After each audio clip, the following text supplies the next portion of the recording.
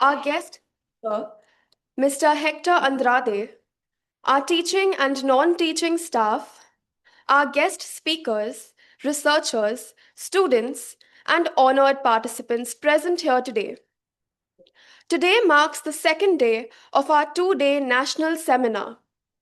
Yesterday, we had a series of engaging and insightful sessions along with exceptional paper presentations by students, which provided valuable perspectives and meaningful discussions. Today's sessions will continue with topics including emotional intelligence for sustainable living, emotional intelligence, the human advantage in the digital and AI era, and an activity based workshop on emotional intelligence. We will begin with the first session of the day with Mr. Hector Andrade. Mr. Hector Andrade is the founder director of Arogya Botanicals and Research in Ravona and currently serves as vice president of the Biotope Foundation. With a strong background in philosophy, education, and sustainability, he has held several leadership roles, including principal of the secondary school at Mercedes-Benz International School in Pune. He has also served as head of student activities and associate professor of philosophy at Flame University in Pune, and earlier as head of humanities at Mahindra United World College of India. Mr. Andrade has conducted numerous workshops and lectures on leadership, ethics, environmental education, and global citizenship at institutes and international forums. Through his work in education, biodiversity, and sustainability, he continues to contribute to the development of responsible leadership and environmental awareness. I request our principal, Dr. Anil Adsule, and our director, Dr. Father Anish K., to kindly felicitate Mr. Hector Andrade.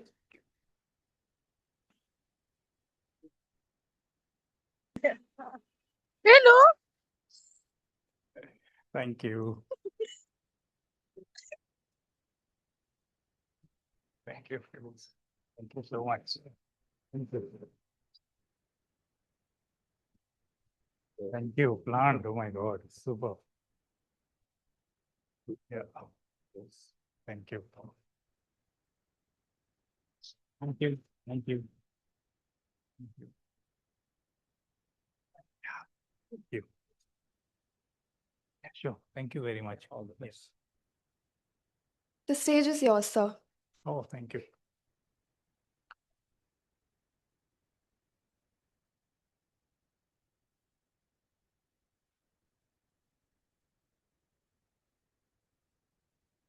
Good morning, everyone.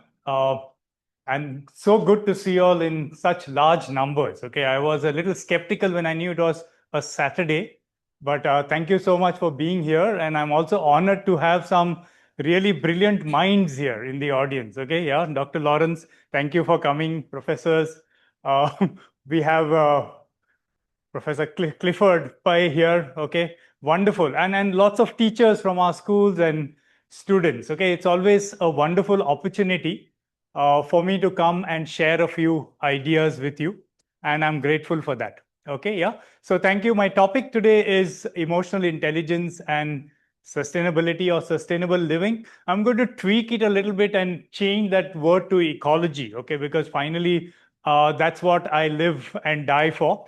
Okay, for the environment. So I want to focus on that so that we have a few more personal insights. Okay, and also I want to welcome all the people who are joining us online. Okay, remember there's a large number online. So good morning to everybody who joined online. And yeah, I've heard more than 100 people are joining us online today as well. Okay, yeah. So let's begin. This is my agenda for today. Okay, a brief introduction followed by a kind of a deep dive into the history of emotions. Okay, yeah. So I call it the archaeology of emotions. Archaeology is a technical term. Okay, when you analyze something in a historical context, we call that the archaeology. The next, I'll go on to a liberative understanding of emotions. Okay, I thought this was necessary so that we understand emotions a bit more deeply. Okay, yeah, and finally, emotions and ecology. That's going to take the largest time of the day. All right. So to begin with, in the introduction, I just want to stick to the definition that we came up with yesterday. Okay, and then that's emotional intelligence. Okay, involves recognizing, understanding, and managing. So focus on the three terms. Okay, recognizing, understanding, and managing our emotions for a balanced, happy life. Okay, so that's a working definition for emotional intelligence. Okay, yeah. So I'll straight away go into the archaeology. Okay, and it's important for us to understand how emotions have been looked at over the years. Yeah, and I'm going way, way, way back. All right, because some of those influences affect us even today. And correct me if I'm wrong. Okay, you'll be able to kind of look at that. Okay, so the firstly, looking at emotions versus reason, we always have had them, as opposite forces. Okay, and look at okay, the whole history of human thought, the intellectual history of humankind, and particularly in the Western tradition, you find emotions are always seen as inferior to reason. Yeah, inferior to reason. Look at some of the words I'm highlighting there. They are disruptive to judgment, okay, and inherently irrational. That's the way they've been looked at. Yeah, and I'm going to one of the oldest guys because the person who was his teacher didn't write much. Okay, so Plato's teacher was Socrates. I hope you all know that. Okay, and Socrates unfortunately didn't care to write very much. Okay, once upon a time I used to say I'm like Socrates because I hadn't published much, but now I've published quite a lot of work. So yeah, I can't say that Socrates in fact didn't write anything. Plato wrote most of Socrates's thought. Okay, and he wrote dialogues. Okay, and in the dialogue the central character is Socrates, and then you have other people, mainly students or some well-known people of his time, arguing with him. Okay, having those dialogues. So in this dialogue called Phaedrus, okay, Plato and Socrates and Phaedrus are having a dialogue, and the focus of that dialogue is love. Okay, interestingly, a very powerful emotion. Okay, and look at that. Plato actually famously likened the human soul to a chariot. So the famous chariot analogy that we use so often comes from this dialogue. Okay, written in 370 BC. Okay, look at it. 2300 years ago, Plato writes this dialogue.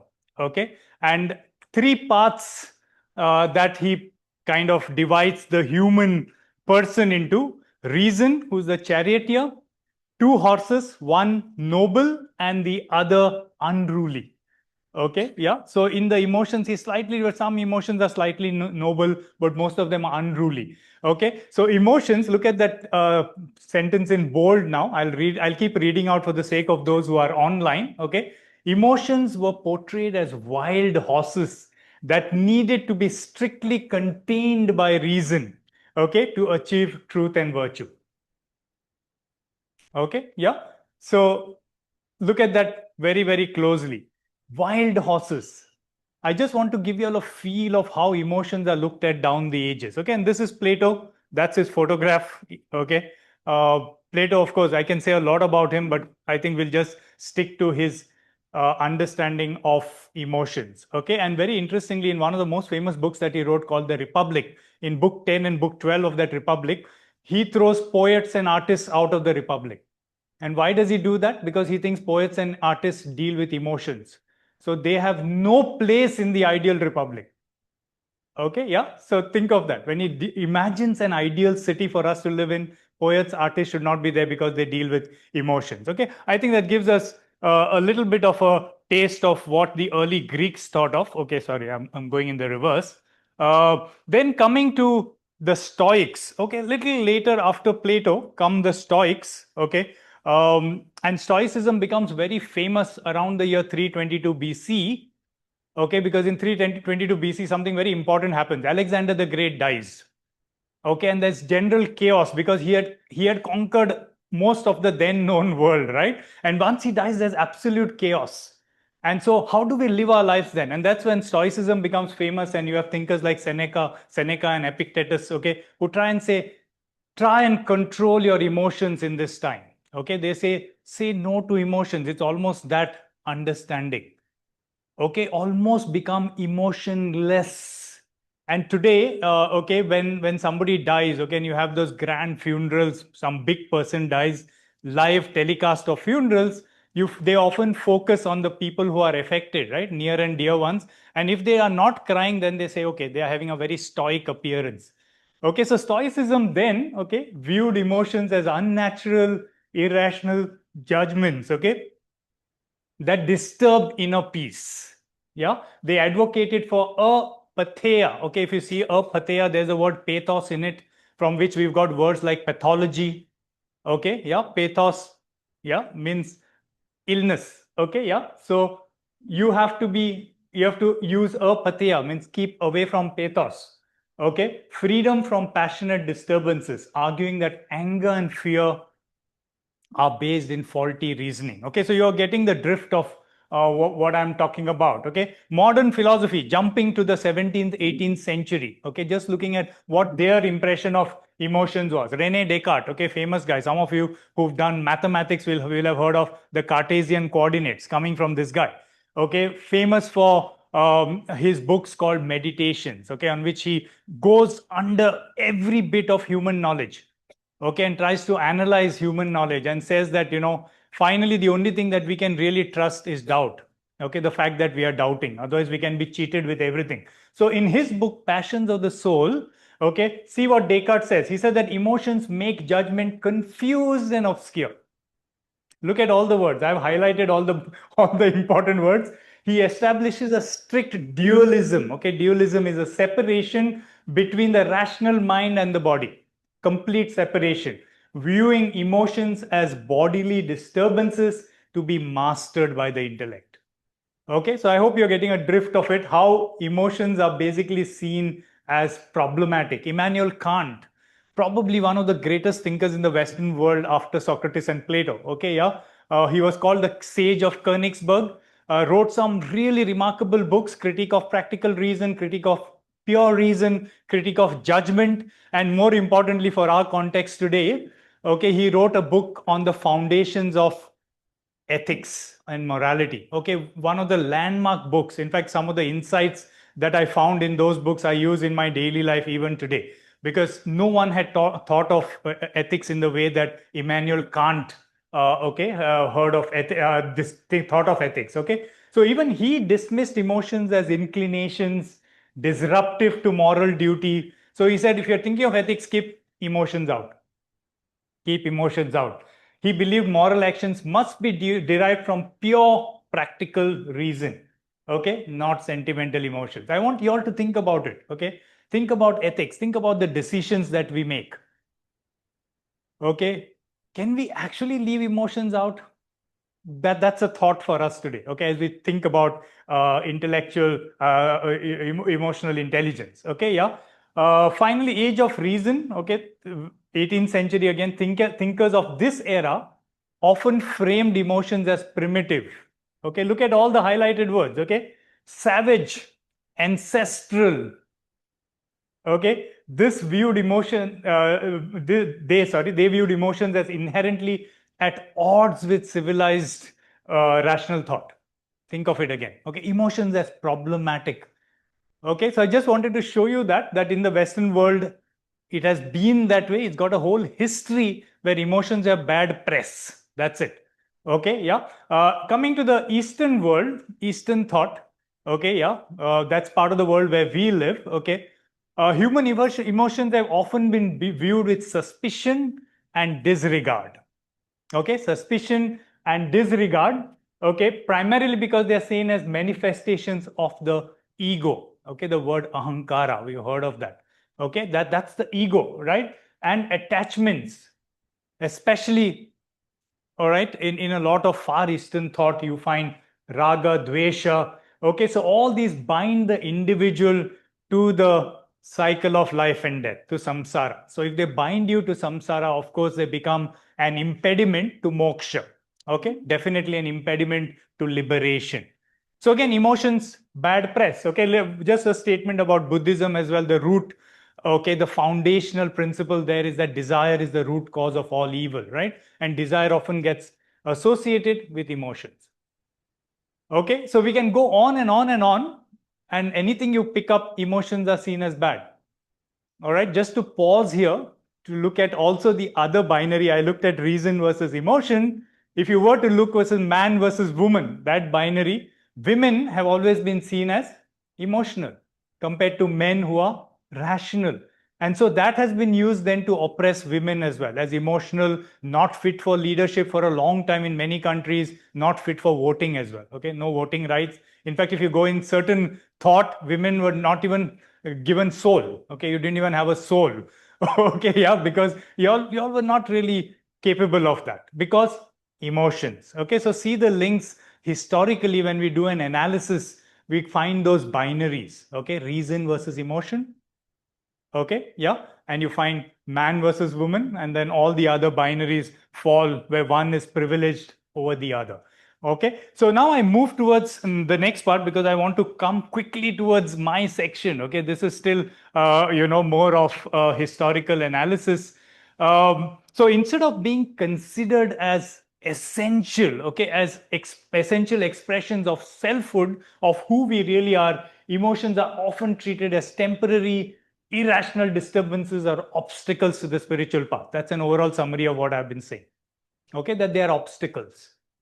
Okay, so if you're looking at them as obstacles, okay, how can you actually then okay think about emotional intelligence? Okay, something important. So then we move towards this part which we are coming to increasingly, and therefore, if you go back 100 years ago, you don't talk about emotional intelligence. It's only in today's time that we've started talking about it because I think we are moving towards a more liberative understanding of human emotions. Okay, through a lot of work done by, his name is not very clear, Antonio Damasio, okay, wrote some very interesting books, a psychologist, okay, where he said that human emotions and reason are deeply intertwined, with emotions acting, and look at the important words, essential, rapid, and often subconscious guides.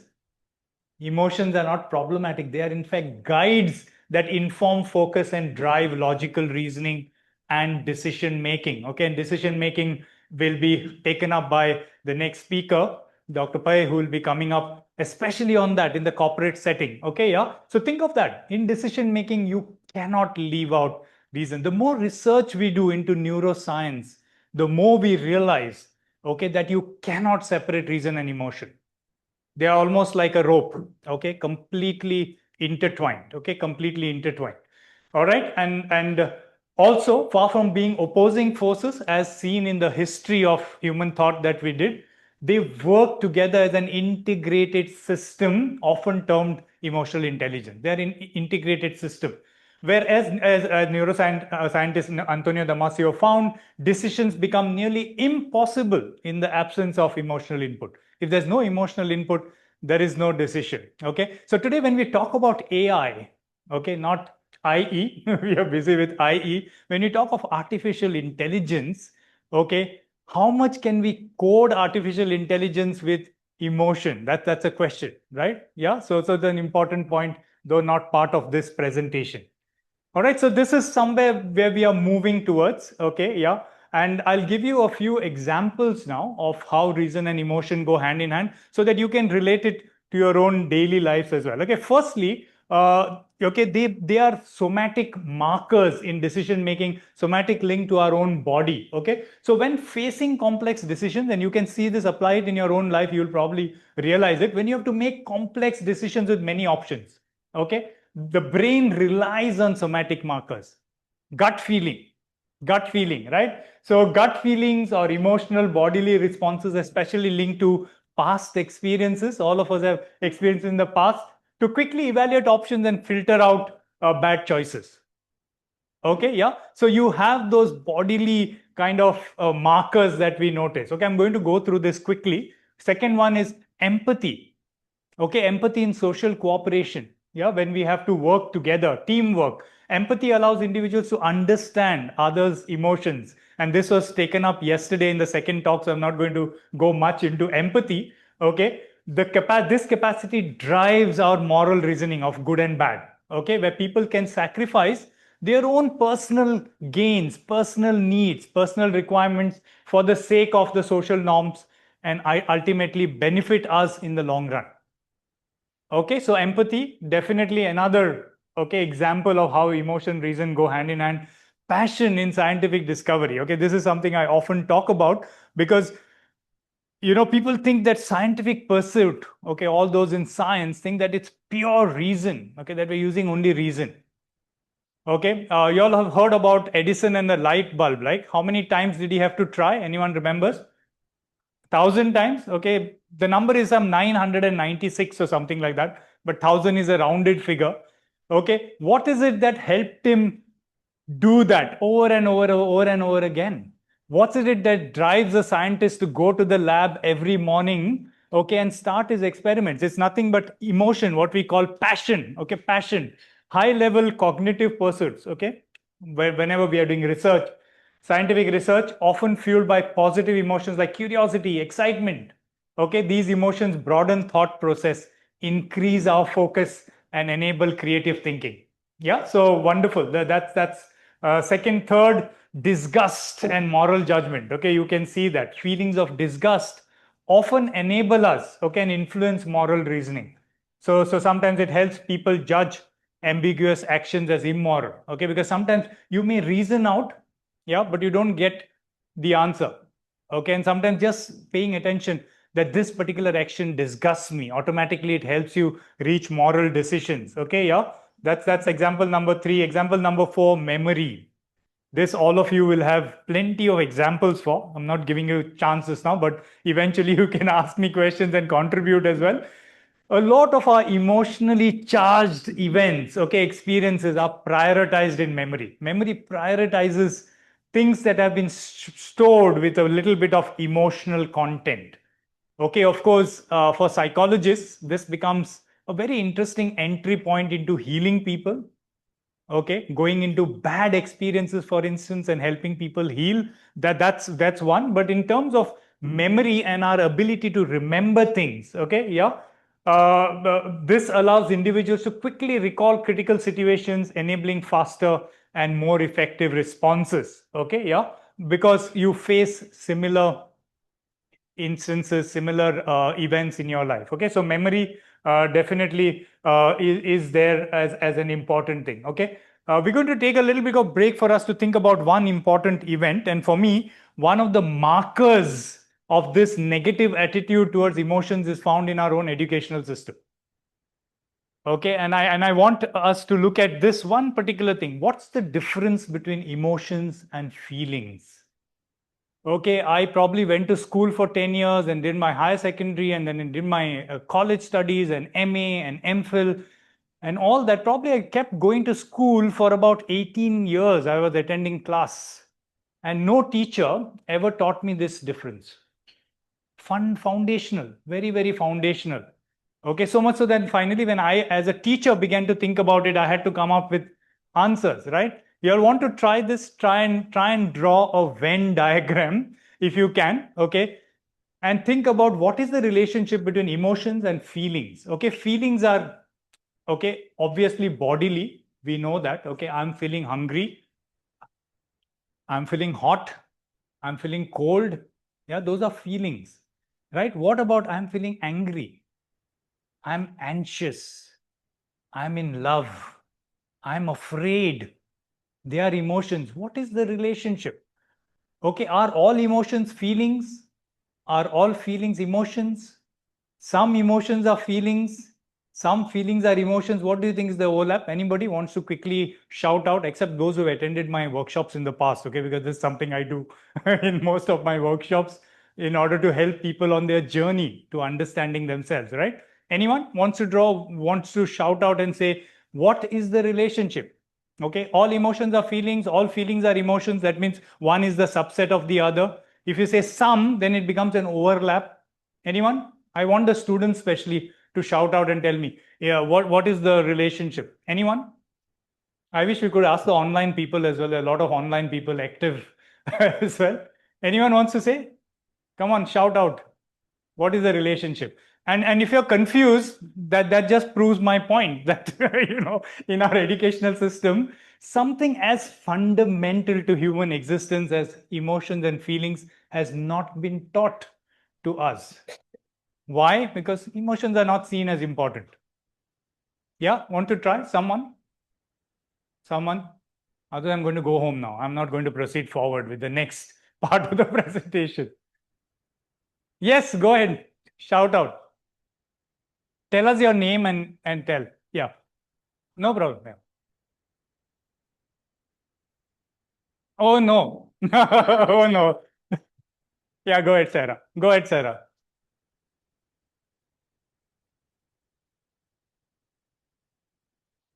It's more of a technical term. But the thing is, with the way we talk about emotional feelings, sometimes it's really Like synonymously. yes. Yeah. Yes. Feelings and vice versa. Yeah. So, emotions can be the technical actual term for the way that your system responds to Okay. situations. Yeah. And then feeling is the actual Bodily change, you want to say? Okay, possible. Okay, thanks. Okay, Sarah. Okay, for those who are online, she said that these words are very often used interchangeably. Okay, and that's probably leads to a lot of confusion. So I'm feeling hungry and I'm feeling angry. Okay, I use interchangeably. Okay, yeah. So emotions, he said, is probably a response. Okay, is a response, and feelings tend to be more bodily. Okay, in terms of Venn diagram, anybody else wants to suggest? Teachers, open to you as well. Okay, would there be an overlap? One is a subset of the other. Anyone wants to try that? Yeah. Yes. I probably want to go to the washroom more often. Yes. Okay. Yes. So I want when I'm really angry or Yes. some of these emotions Yes. can lead to a lot of Bodily change. Correct. True. That's true. Okay, so which means that emotions probably are a subset of feelings. Okay, because all emotions involve a bodily response, but it's not the other way around. Okay, so all feelings are not emotions, but all emotions involve a feeling. I'll tell you something spectacular. Okay, if you've attended my workshops in the past, you may have heard of this. Okay, that the bodily changes linked to emotions like anger, anxiety, fear, and love. Love, okay, which you'll see completely different from this. The bodily changes are identical. Can you imagine that? Do we often think of this, that when you're in love and when you're scared, the same things are happening in your body in terms of chemical reactions? Okay, adrenaline is released. Okay, now when all of you have been in love, I hope so, you know what happens to us when we are in love. The bodily changes are identical. So if the bodily changes are identical, there has to be something that differentiates one emotion from another. Okay, yeah. So based on the work of Antonio Damasio, whom I've quoted before, I've come up with a simple formula. Okay, like Einstein had E is equal to mc square. Right? Everyone remembers that. So this is a formula I want you to remember. It's a takeaway from this session for all of you. Okay, those who are online as well. And it's E is equal to F plus T. Okay, E is equal to F plus T. What could F be? Everyone knows? Feeling. E is emotion, obviously. And what is T? T is a thought, an idea. Okay, so it's interesting that a feeling with a thought. I'll just give you an example.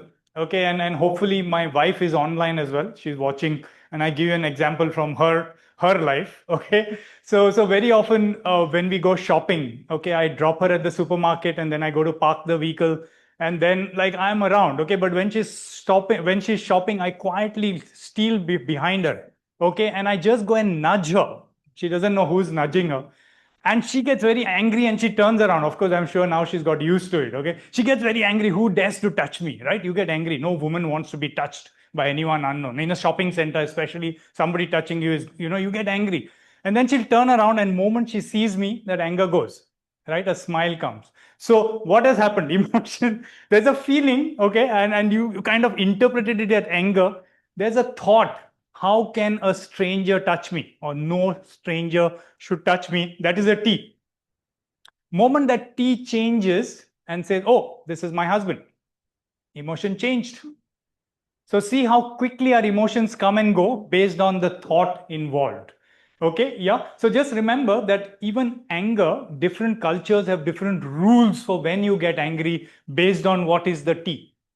Okay, what is the T? All right, as a teacher, I had a simple rule in class. Okay, yeah, that when I begin my lecture, nobody should come in after I've started. So I start 5 minutes after time. So 10 o'clock my lecture, 10:05 I begin. 5 minutes grace you have. If you come after 5, you're not allowed. So what happens every time somebody comes after 5? What happens to me? I get angry because somebody is breaking the rule that I have set up.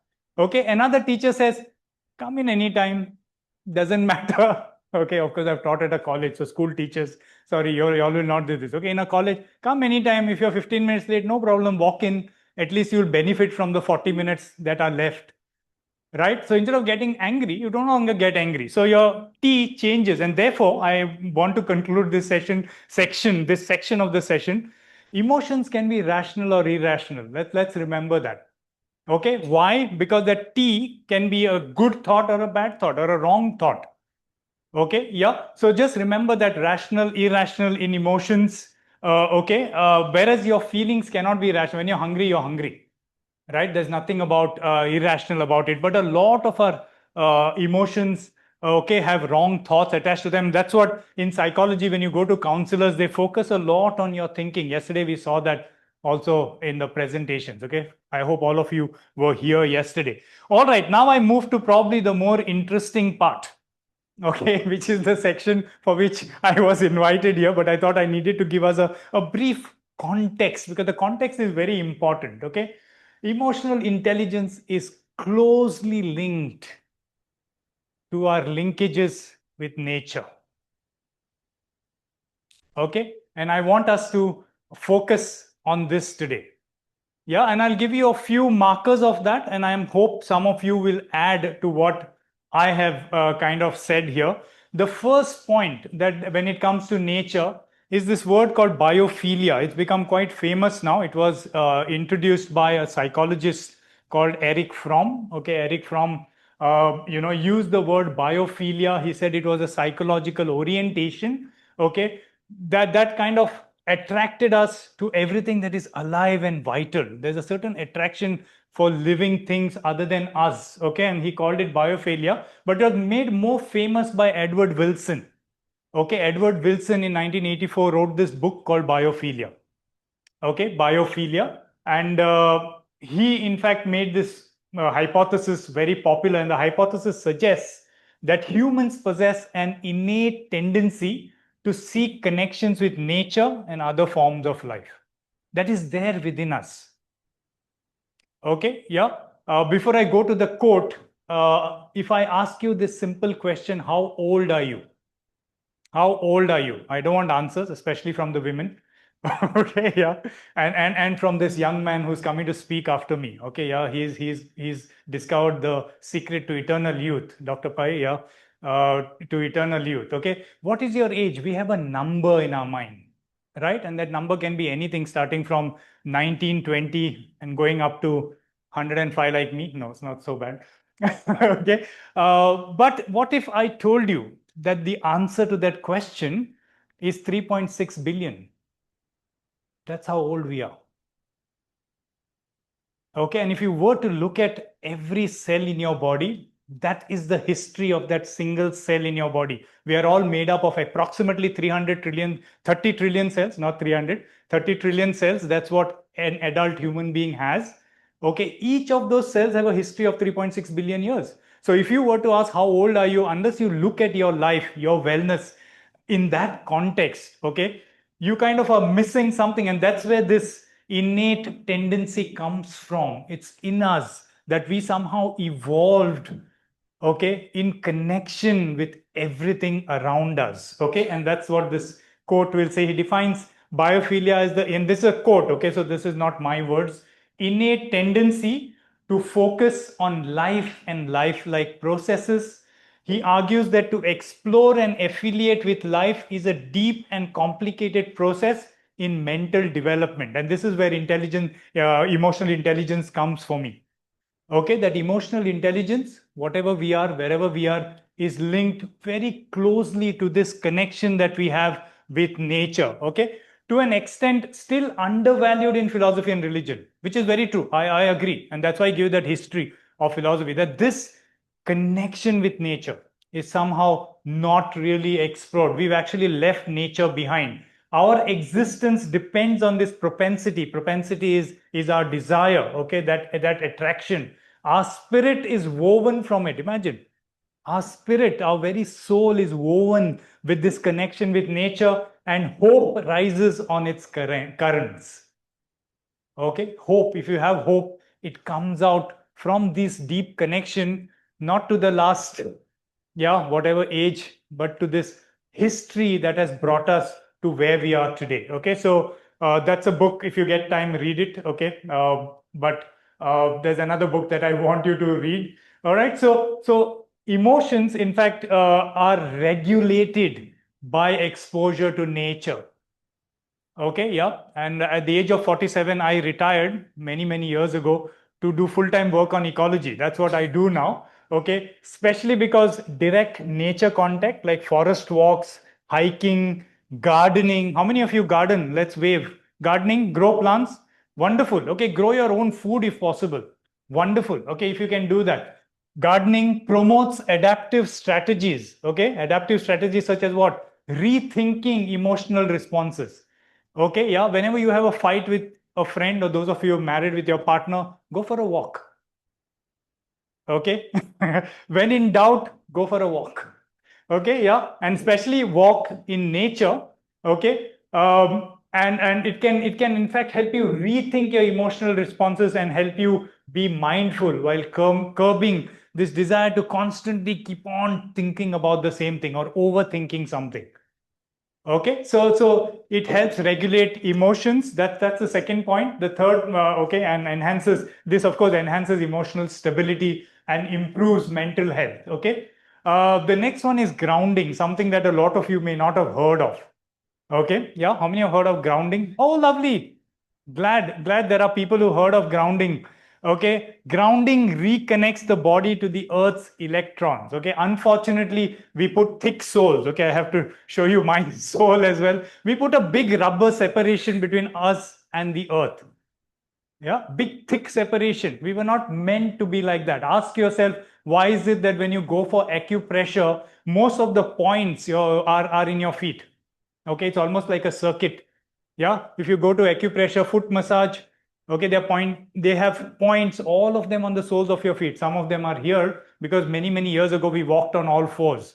These were also our feet. Okay, so the points are in your hands, in your feet. Why? Because they have to be connected to the earth. The earth has electrons which are negatively charged. Science can help us measure this. Okay, and a lot of free radicals that cause cancer and a lot of diseases in human beings are positively charged.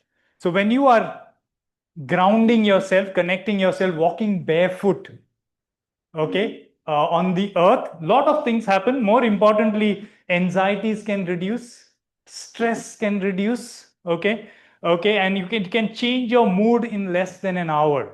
Okay, yeah. And studies have been done, and I highly recommend this book if you can get hold of it. Clint Ober's book called Earthing, the most important health discovery ever, question mark. Okay, that health and wellness are linked to our connection to the earth and mental well-being.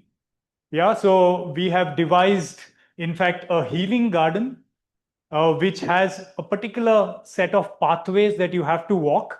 And all along the pathways, we plant medicinal plants. Okay, and this is something that's being set up in schools, resorts, hospitals for healing. okay, that as you walk there, you get healed. Okay, yeah, and both for mental illness and for physical illness, walking, connecting yourself to the earth can be very, very, very important. Okay, so and number 4, and I'm coming to a close quickly. Okay, number 4 is something that is becoming popular now. Okay, NDD. Okay, NDD now is recognized as, okay, a disorder, nature deficit disorder. Okay, I don't know how many of you have come across this, but maybe you're suffering from it. Okay, yeah. It was a term that was coined by Richard Liu not very long ago, okay, just 21 years ago, to describe behavioral, physical, and mental health issues resulting from alienation from the natural world. Okay, alienation from the natural world. You have lost connection with nature, with the earth. Okay, yeah. It highlights how reduced outdoor time causes increased anxiety, okay, emotion, attention issues, obesity. Okay, we're finding a lot of people overweight, and stress in children and adults. It's affecting both children and adults. Don't think it's only with children, because very often we point to children. Okay, a lot of the behavioral issues that we find in children today are because of nature deficit disorders. Okay, yeah. And we live in urban areas where there are no natural spaces left. Okay, and see how much concrete we are pouring everywhere. Many societies in Pune, any little area free, concrete. Right? Think about what that is doing to us. Okay, yeah. So key aspects of nature deficit disorder are these symptoms. Okay, reduced sensory skills, difficulty in focusing, higher rates of obesity, vitamin D deficiencies, increased anxiety and depression. Okay, why? You lost touch with nature. Okay, and causes key driver excessive screen time. Okay, loss of natural spaces, increased traffic. My God. Okay, I left this city 8 months ago and went and settled down in Goa. Okay, I couldn't cope with the traffic, too much stress. Okay, yeah. And parental fear of safety. A lot of parents today are increasingly becoming more and more worried for their children. Okay, so keep them locked in. Don't allow them to go out. Okay, yeah. So that's an image, but the next image is something you'll be able to relate to. 2 images here. Okay, so she says this is called the outdoors.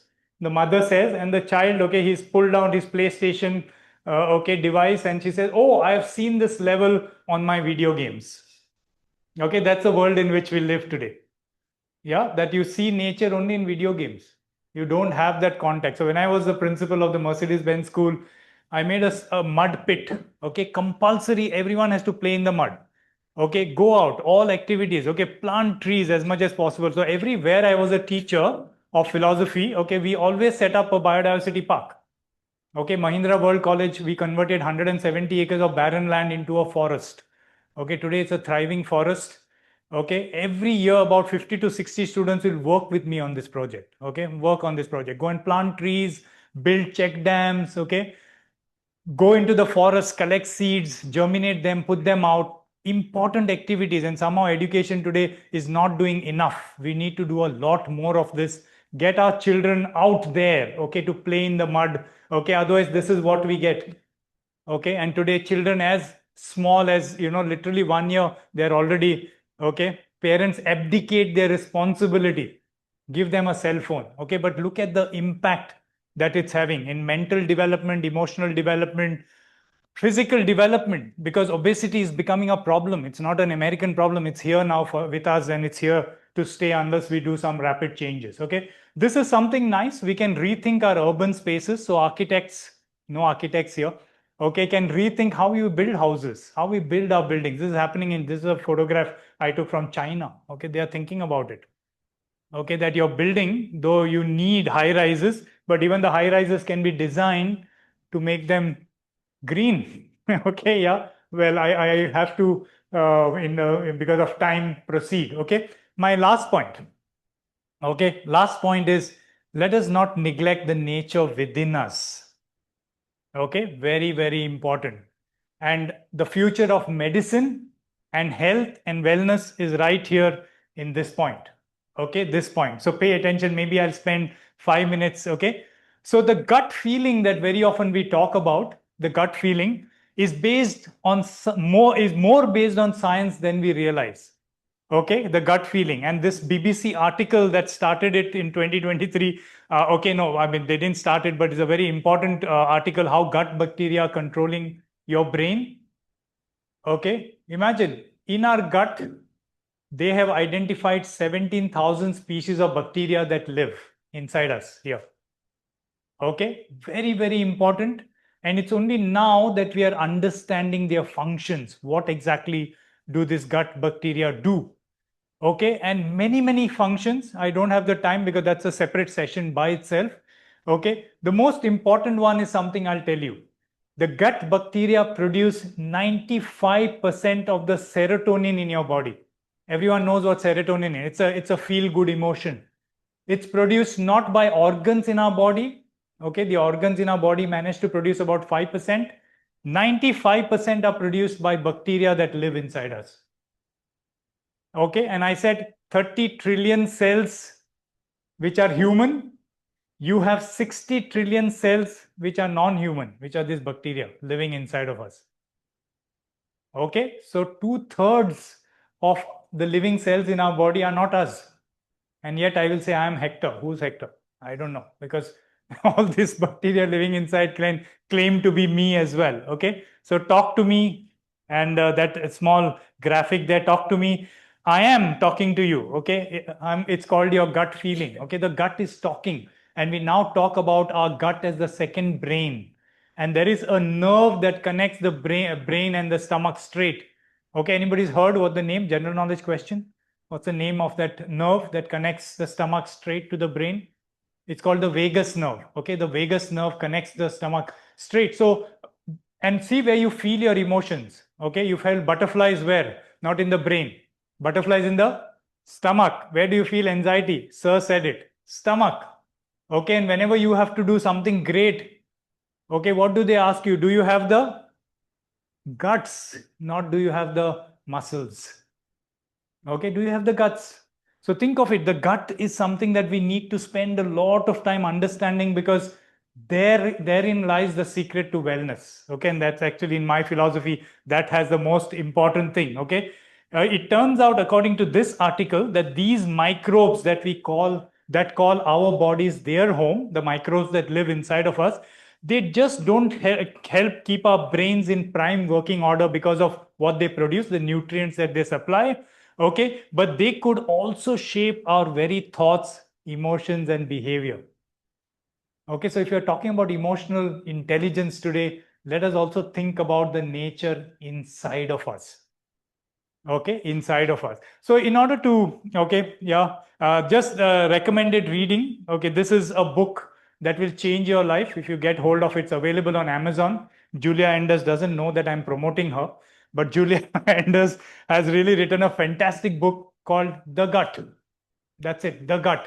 And if you read this book, it will change the way you look at your life, the way you look at food, the way you look at something shocking, how you sit when you poop in the toilet.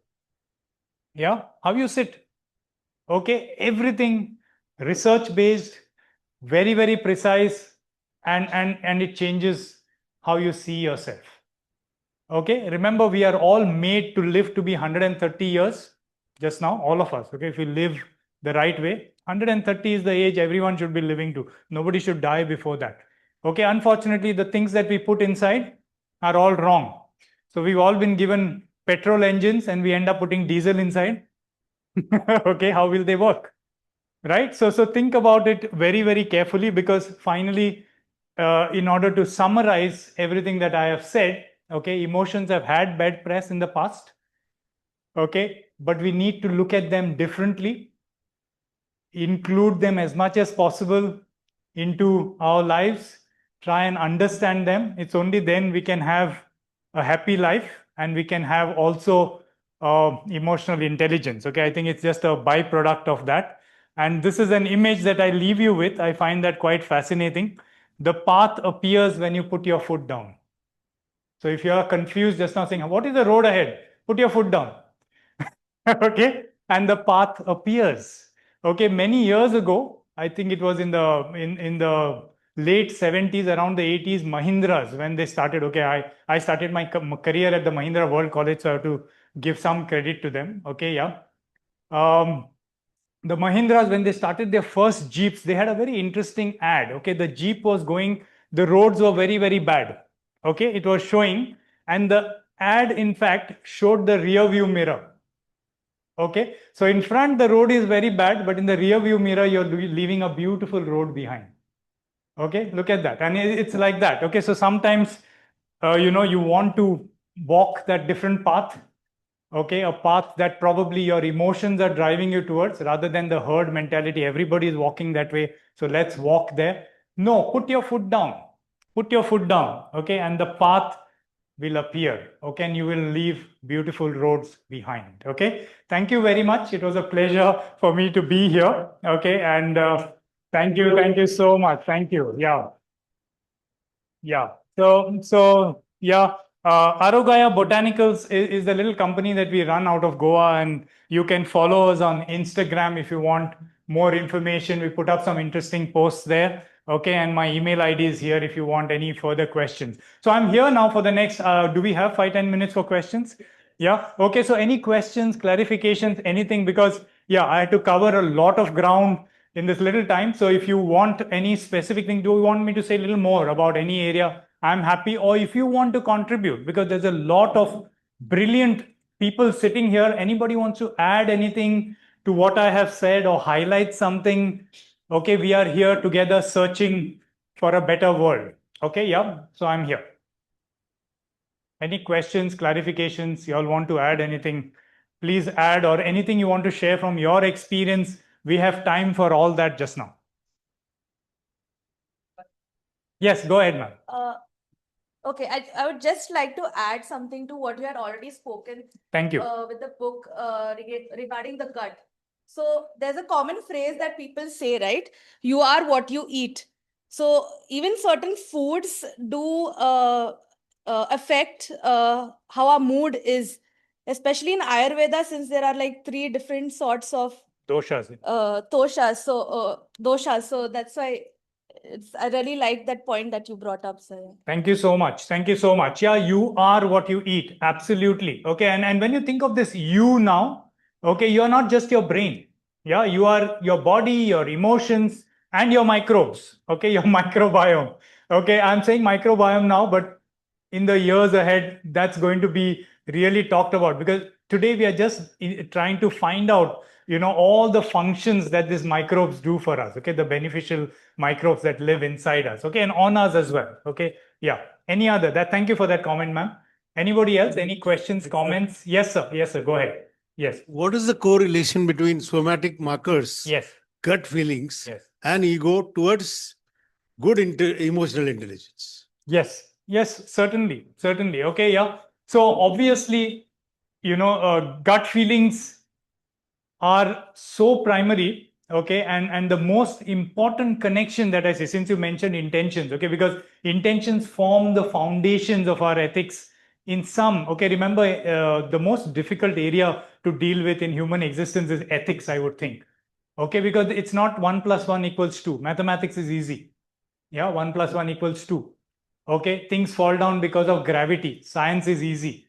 Okay, but when you come to ethics, it's so difficult, because there are so many subjective elements included in ethics. Okay, and so you have got like about 8 or 9, 10 different theories of ethics all over the world. If you were to summarize, you get about 9, 10 of them. Okay, one of them is based on intentions. Okay, and see how much intentions are a guide to our emotions. So the good thing definitely comes, sir, to respond to your question, in helping us guide in taking good decisions. Okay, and all of us have had that experience, the gut feeling. And gut feeling, in a way, is also linked to another thing called the inner voice. Right? So inner voice is again very often linked to religion, that God lives within us and God speaks. Okay, but that inner voice, if you see, is also linked to the gut feeling. Okay, yeah. So definitely the positive outcome of that gut feeling as a somatic marker would be in making valid decisions. Okay, because sometimes, sir, if you over rationalize things, we've seen it, you can make mistakes, right? And people who are not in touch with themselves, okay, yeah, can make decisions that may be good for the time being, but in the long run, they were not meant for you. Okay, so I would prefer that very often we go with our gut feeling. Okay, we go with our gut feeling, and I think that that works out as a positive framework. Do you have anything to add to it? Because that's my response. I know, because it's a field of ethics. You know, you have very different, responses to that question. But I tried to answer that. I hope it's okay. Yeah. Thank you so much. Okay. Anybody else? Thank you, sir. Thank you. Anybody else has any question, comment, any personal experience? Yes. Yes, sir. I just had a small question. Yeah. Keep that closer to you. Yeah, the I mic. just had a small question. One of your points, I believe, was how nature will change our emotions from our current surroundings. Yeah. You're saying we're surrounded by a lot of concrete, etc.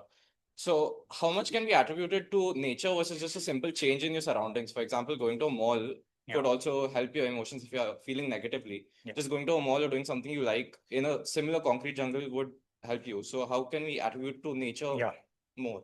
Good point. Of course, finally, it has to be based on research. Yeah, finally, the outcomes are research, data collection, and all that. So, what are the problem that we face in our life today? Okay, and I will recommend another philosopher if you'll get the time. One of the greatest kind of minds that I find in operation today, personal opinion. Okay, I hope I have a right to that. He is a Korean philosopher who's teaching at the University of Berlin. Okay, called Byung-Chul Han. Okay, writing a lot of books today. Unfortunately, it was unknown because he was writing in German and some in Korean, and so they were not translated. Books are now getting translated into English, and fantastic analysis of our lives, the way we have organized it. Remember, there could have been so many different ways in which we could have organized our life. Okay, but we've organized it in a particular way today. That's why you all are in school, you all are looking for jobs. That's a way of life we've organized. Okay. If you go to tribal societies still, okay, the life is differently organized. Yeah, even ideas of ownership, the whole value systems change, everything changes. The way we've organized our lives today, okay, partly drawing on the analysis of Byung-Chul Han, is that we are constantly on the stimulated button. Yeah, we are always on. Okay. Yeah, we are always on that on button. We don't get opportunities to turn it off. Okay, and so what is happening is that if you look at, okay, why obesity? Obesity is also linked to hormonal imbalance, by the way. Okay, your hormones were supposed to be released at particular times. Okay, yeah, so adrenaline was supposed to be released only when it was necessary. There was a threat, adrenaline was released, you got the strength, you ran away, escaped, flight or fight responses, right?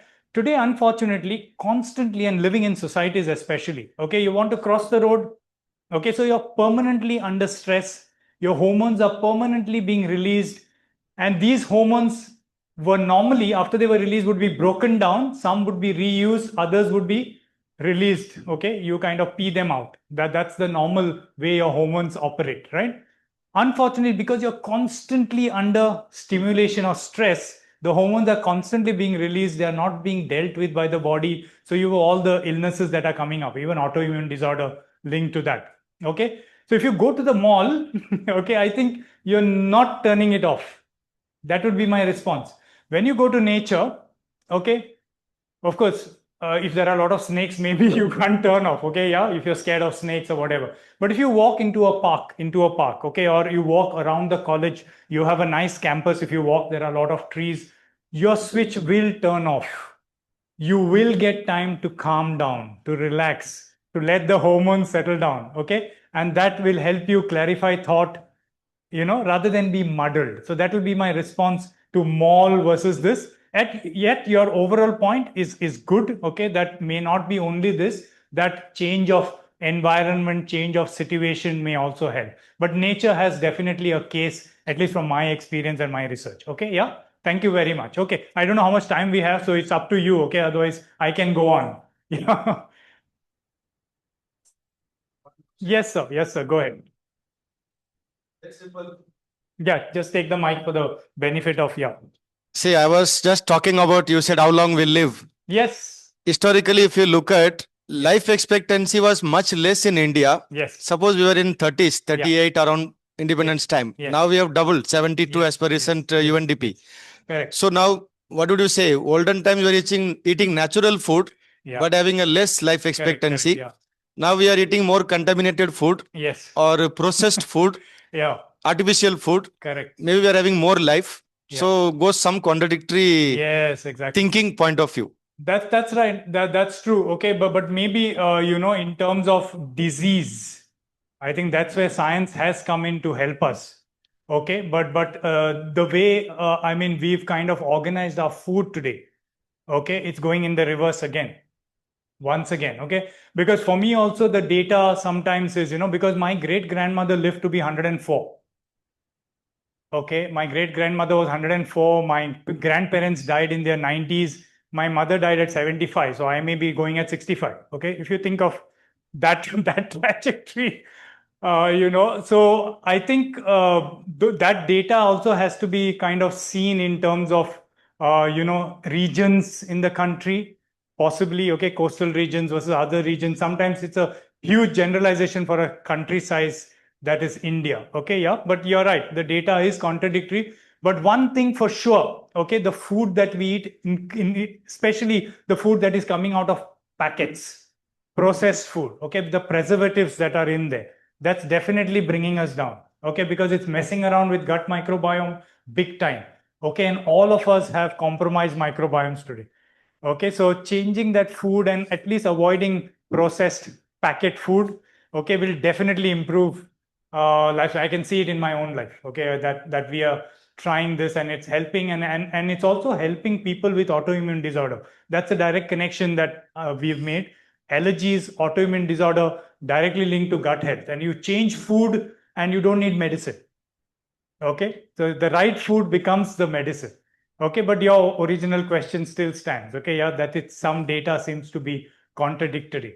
Okay, but if you look at some elderly, okay, there, in the past people lived much longer. Of course, there were a lot of pandemics in those times. Okay, we had cholera outbreaks, we had, like that phase when we are collecting that data. That time, of course, the overall lifespan was very, very low. I agree with that. Thank you, Dr. James, for that question. Oh, we have more questions. Wow, I'm honored, but I don't know whether there is time. There is time. It's up to the organizers, okay? Because I'm here the whole day.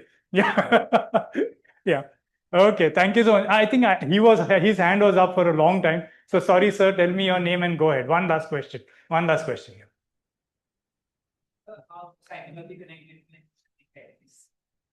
Yeah, psychology is, yeah, thank you for the question. How psychology is his question was how psychology is linked to emotional intelligence. Psychology deals with a lot of our inner life. Okay, and definitely inner life is emotions. Okay, and therefore it is very closely linked to emotional life. Okay, and emotional intelligence. It helps us understand how emotions work. Okay, so if you understand the history of psychology, it is definitely helping us understand our emotions better and better and better, and therefore we could come to this idea that I presented, that you cannot separate emotion and reason. Okay, earlier we were saying suppress emotions. Okay, emotions are problematic, they are destructive, they are the words that came in. Okay, uncivilized, they are kind of savage. No, psychology has helped us have a very positive understanding of emotions and therefore emotional intelligence. Okay, thank you so much for that question. And I think I'll end there. Thank you very much for being such a wonderful audience. Thank you so much. Thank you. Thank you. On behalf of everyone present here, I would like to sincerely thank our esteemed speaker, Mr. Hector Andrade, for his insightful session on emotional intelligence for sustainable living. Your perspectives have deepened our understanding of how emotional intelligence can guide responsible and sustainable choices in our lives. We truly appreciate the time and valuable insights you have shared with us today. Thank you, sir. Thank you. Thank you so We much. invite Harsh Nathrani to introduce our next speaker. Sorry.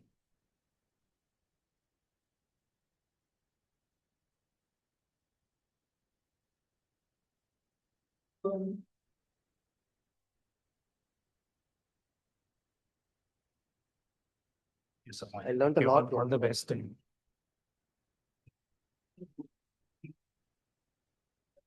Oh, thank you so much.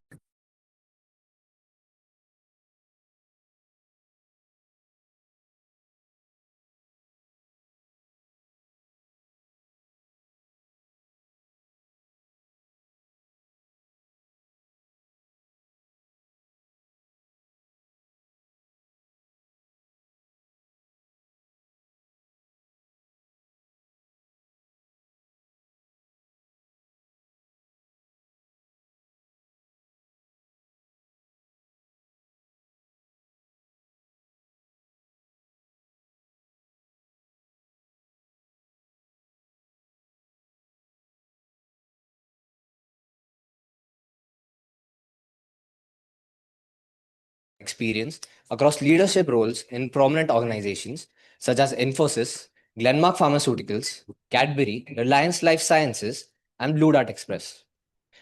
He is a certified global professional in human resources through the HR Certification Institute and a professional certified coach with the International Coach Federation with over 2,500 hours of coaching experience. In his most recent corporate role, he served as a vice president and HR head for Asia Pacific, Europe, the Middle East, and Africa at Infosys BPM, leading HR initiatives for a global workforce of more than 58,000 employees. He has also contributed to academia as executive director at Christ University, where he supported leadership development and institutional transformation. Currently, he works as a consultant, advisor, and coach, mentoring leaders across business, academia, and entrepreneurship, while also serving as a board member and angel investor. I request Dr. Radhakrishna Thangel to felicitate Mr. Clifford Mohan Pai as a token of our appreciation. The mic itself. I don't require that. You can record that out. Online. This is for online, sir. Oh.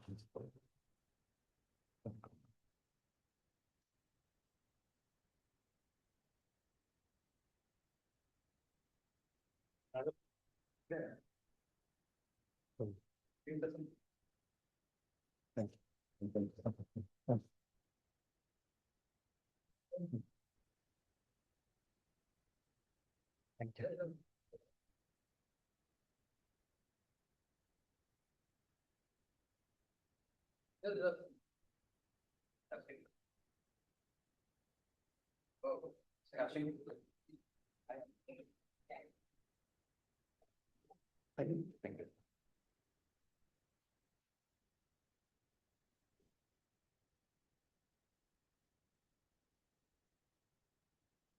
I request Dr. Clifford Pai to proceed with the session. Good morning and thank you, Father. Thank you, Dr. Atsule. Thank you, Rupali ma'am, for inviting me and for coordinating the entire session. Today's, I don't know, this morning when I got up, I received a message from the US. Happy Pi Day. I don't know, we don't celebrate it in India, but today is like 3.14. So when I was a kid in school, people used to call me 22/7 or 3.14 or PIE. Yeah. So I don't know. I mean, it's not relevant here today, but I'm going to be talking on aspects which are very different from what was spoken yesterday and today, because I'm not a scholar, as against all the great scholars that are around. And of course, for all practical purposes, I will represent a lot on the digital piece, on the AI piece. I will speak also a lot on how is it relevant for us, for all practical. I'm sure at each one of you have some point of time, whether you yourself or your families have been impacted by the digital world, by whatever is happening today in the AI world. I don't know if you're aware that today there are very, very few companies in the IT sector or the ITS sector who's actually doing very well. Just about 2 or 3 companies who are really doing well, not because the others are not doing well, but because of the situation across the world. And of course, now with Mr. Trump playing all sorts of games, it's become even much more challenging. So I'm going to be starting my presentation with a question which is very relevant. Okay. So looking back at, this is something which I'm not going to ask you as an answer, but if you can think about it, yeah, think about somebody in your life who was very influential in your life, just one person, but somebody not in a book, but somebody who you've met at some point of time. Okay. Think about the person. And the next question is, in some way or the other, did they influence you because of what they knew, or because of the fact that how they treated you, right? Somewhere they touched you, right? They made you feel good. There are people who, when they touch you, they make themselves great. And there are people who make you feel good. So I think somewhere if there is an influence of people on you, or there are individuals on you, they've touched you somewhere, and they've made a great difference to you to make you feel better, or make the world a better place. Another question that I have is, think about a very challenging decision that you made at some point of time, whether it was a personal decision or a professional decision. Think about it. A difficult decision it was. Okay. Was the real challenge an analytical problem, or was it something which was human, something personal? Did the problem, was data the biggest problem or the hardest problem, or was it the human problem? At least I can tell you that my own experience of 3 decades in corporate, the biggest problem was not about data, it was not about anything else, or technology changing. It was more about how do you manage change with human beings. Whether in my experience with, in the Cadbury's plant in Indurigao, which is in Talegaon Dabade, or for example, in the IT world, or, in the biotech world, where I spent a good amount of time starting the company itself with Mukesh Ambani himself. You would have seen this on the 26th of Feb if you read the Indian Express, right? Some of you yesterday reacted. In fact, I think one of the fathers also spoke about it yesterday, right?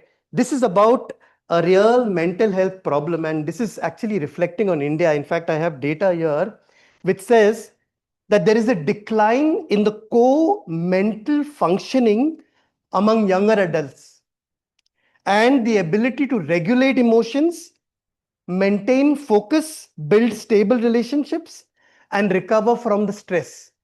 And India, in that sense, India's youth is 60th out of the 84 countries that were researched. There were about 78,000 people who were researched across the world. And what was found was that the seniors, the age group of 55 and above, were a lot more resilient, who had a mental health score of 90 as against 33 in the age group of 18 to 34 years old. I mean, this was something which is, and 4 behavioral factors which were taken into consideration. One was family bonds. The second is with regarding to spirituality, my connect with the universe, my connect with God. Ultra processed food consumption, right? And Dr. Hector already spoke about it.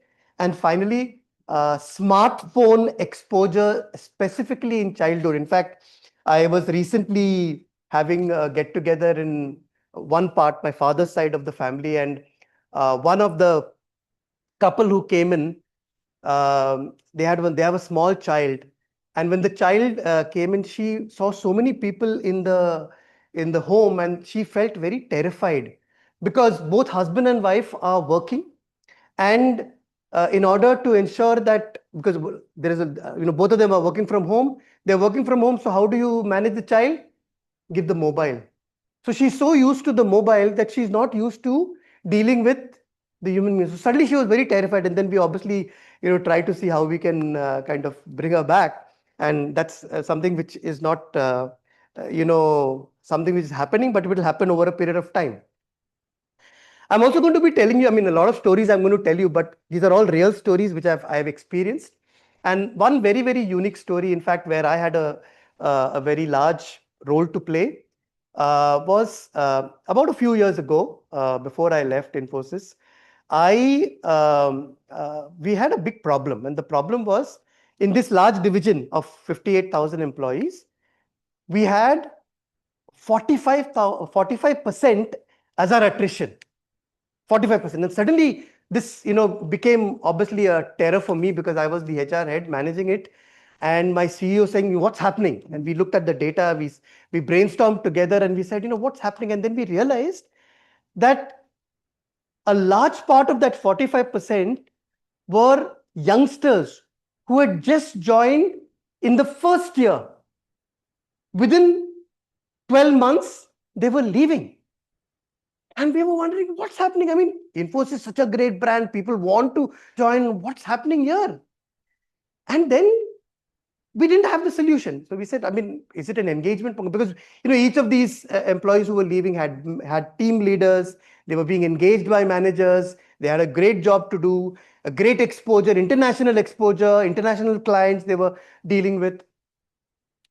So we said we didn't really get down to the problem. We had a few interviews. We understood, we really didn't understand. Everybody was saying, I'm getting greater pay, because Infosys may not be a great exposure, global exposure, may not be a great pay master at the very young level. Over a period of time, it kind of regulates it all. So we brainstormed and then we said, okay, fine, what's the other solution? We have a solution. Okay, we don't have a solution because we don't have the budgets to increase salaries. We don't have anything else. So what should we do? So we came across with a very emotional, intelligent response. We said, and this is something which we finally decided, saying that every senior manager will spend 1 hour a month. So, I got the CEO buy-in, 1 hour a month with some 20-25 employees, which is these junior employees who've just joined. And this particular senior manager will spend just 1 hour every month for 12 months. So this same group, and what we also said is that these employees will not belong to the same span of control. We didn't know it would work, but we said, okay, it may increase engagement. So what was the leader supposed to do? The leader was supposed to spend time with the employees, tell them stories, tell them about the industry, tell them about the organization, tell them about skills, tell them about his own journey. So all sorts of things were being told. And the good thing was CEO bought into it, and every senior manager was very excited to do it. So it was a great exposure, not only for those 25 employees who were spending 1 hour with this senior manager, but it was also a great exposure for the senior manager because he was getting an audience and he could speak about his career, he would speak about it. My CEO gave me the target saying that, boss, very clear, your job is going to be on the line, you're the HR head. If it doesn't come down, I am going to be, I am going to, it's going to impact your career. So your target is going to be 25%. I said, how can you put that target on me? There are so many people. He says, no, that's your target. Okay, I was given that target. I didn't realize that what we actually brainstormed was such a fantastic idea that I realized year over year, we not only came down to 25%, but the year that I was leaving, we came down to 5%. Right? Our attrition came down to 5%. Okay, there were other things over the years that, salary increased, engagement increased. We did a lot of other things, but the attrition came down, which was a great contribution to the business itself. Right? Now, there was no money involved. It was just human time, spending time, telling them about careers, telling them about the industry, telling them, giving them a sense of pride in the organization, a sense of belongingness in the organization. That is what helped. Nothing else. Otherwise, there was enough money outside of Infosys where people would get jobs, much higher jobs, but they continued to stay because they saw value in what the organization and what this individual was. He or she was the representative of the organization talking to these 25 employees. Look at the impact that and something which can be replicated. In fact, we wrote papers on this story in the UK, in Singapore, and we won awards. I mean, we've won about 10 awards just because of this very, very practical over the years that we've been able to impact the entire. Now, each one has provided a definition, and this is something which is also a definition. In fact, this definition is taken from the work of Salovey and Mayer, and of course, popularized in the leadership practice by Daniel Goleman. So what we are saying is, EI is the ability of leaders to understand and regulate their own emotions, recognize and respond to the emotions of others. So first, internal, then respond and recognize, make balanced decisions based on integrating data, context, human and business impact. Do you remember what Dr. Tony Menezes said yesterday? He talked about integration also, but he talked about a different integration. In fact, I remember what he said. He said he integrated the biological, intellectual, moral and spiritual. Okay, here we are talking about, from a corporate context, we're talking about balanced decision, integrating data, because that's exactly what today AI is throwing out. The context is very important. Your machine is not going to understand so much the context. As a human being, you will understand it. And of course, create a human impact as well as the business impact. Okay, so why does emotional intelligence matter more than ever today? Okay, so when this subject was provided to me by Rupali ma'am, I said so very relevant, and this is not a new subject. This is a very old subject. I've read books earlier by Daniel Goleman and all, but the fact that it is even more relevant today with so much of digitization happening, so much of AI, right? I'm sure each one of you, either within your family or know somebody today who has lost their job, right? Or is in a very difficult position because of AI. I mean, I remember about 6 years ago, job families were disappearing. Today we are talking about it, but the fact is that we were aware. In fact, today organizations are provided targets where the quality manager is provided a target saying that by the 31st of March, I want so many job families out, which means you have to digitize a lot of the transactions that are there, because human beings are not meant for transactions, right? And yet today, from an Indian context, if you go today, what actually, even if you go into a parking, right? If you go into any of these malls parking, today, of course, you have the automated ones, but you still today have somebody who's helping you in that automation, right? Where if you go anywhere in the world, you'll never have a human being standing there. Today, we still, allow for it because of our lack of possible education or whatever. But it's good because at least we are providing jobs. And I think while we may criticize all the big organizations like the Reliance and the Adanis and all, look at the amount of employment that they are providing. And in fact, I don't know if you're aware, the Adanis and the Reliance, they are going to be now investing billions, right, in Hyderabad, where they possibly are looking at an AI. In fact, Hyderabad is going to be the center of AI for the world, not for India. And that's the kind of investment that they're making. Now, if that is going to happen, then what about other aspects of our job? And that's what I'm going to be talking about. Yeah.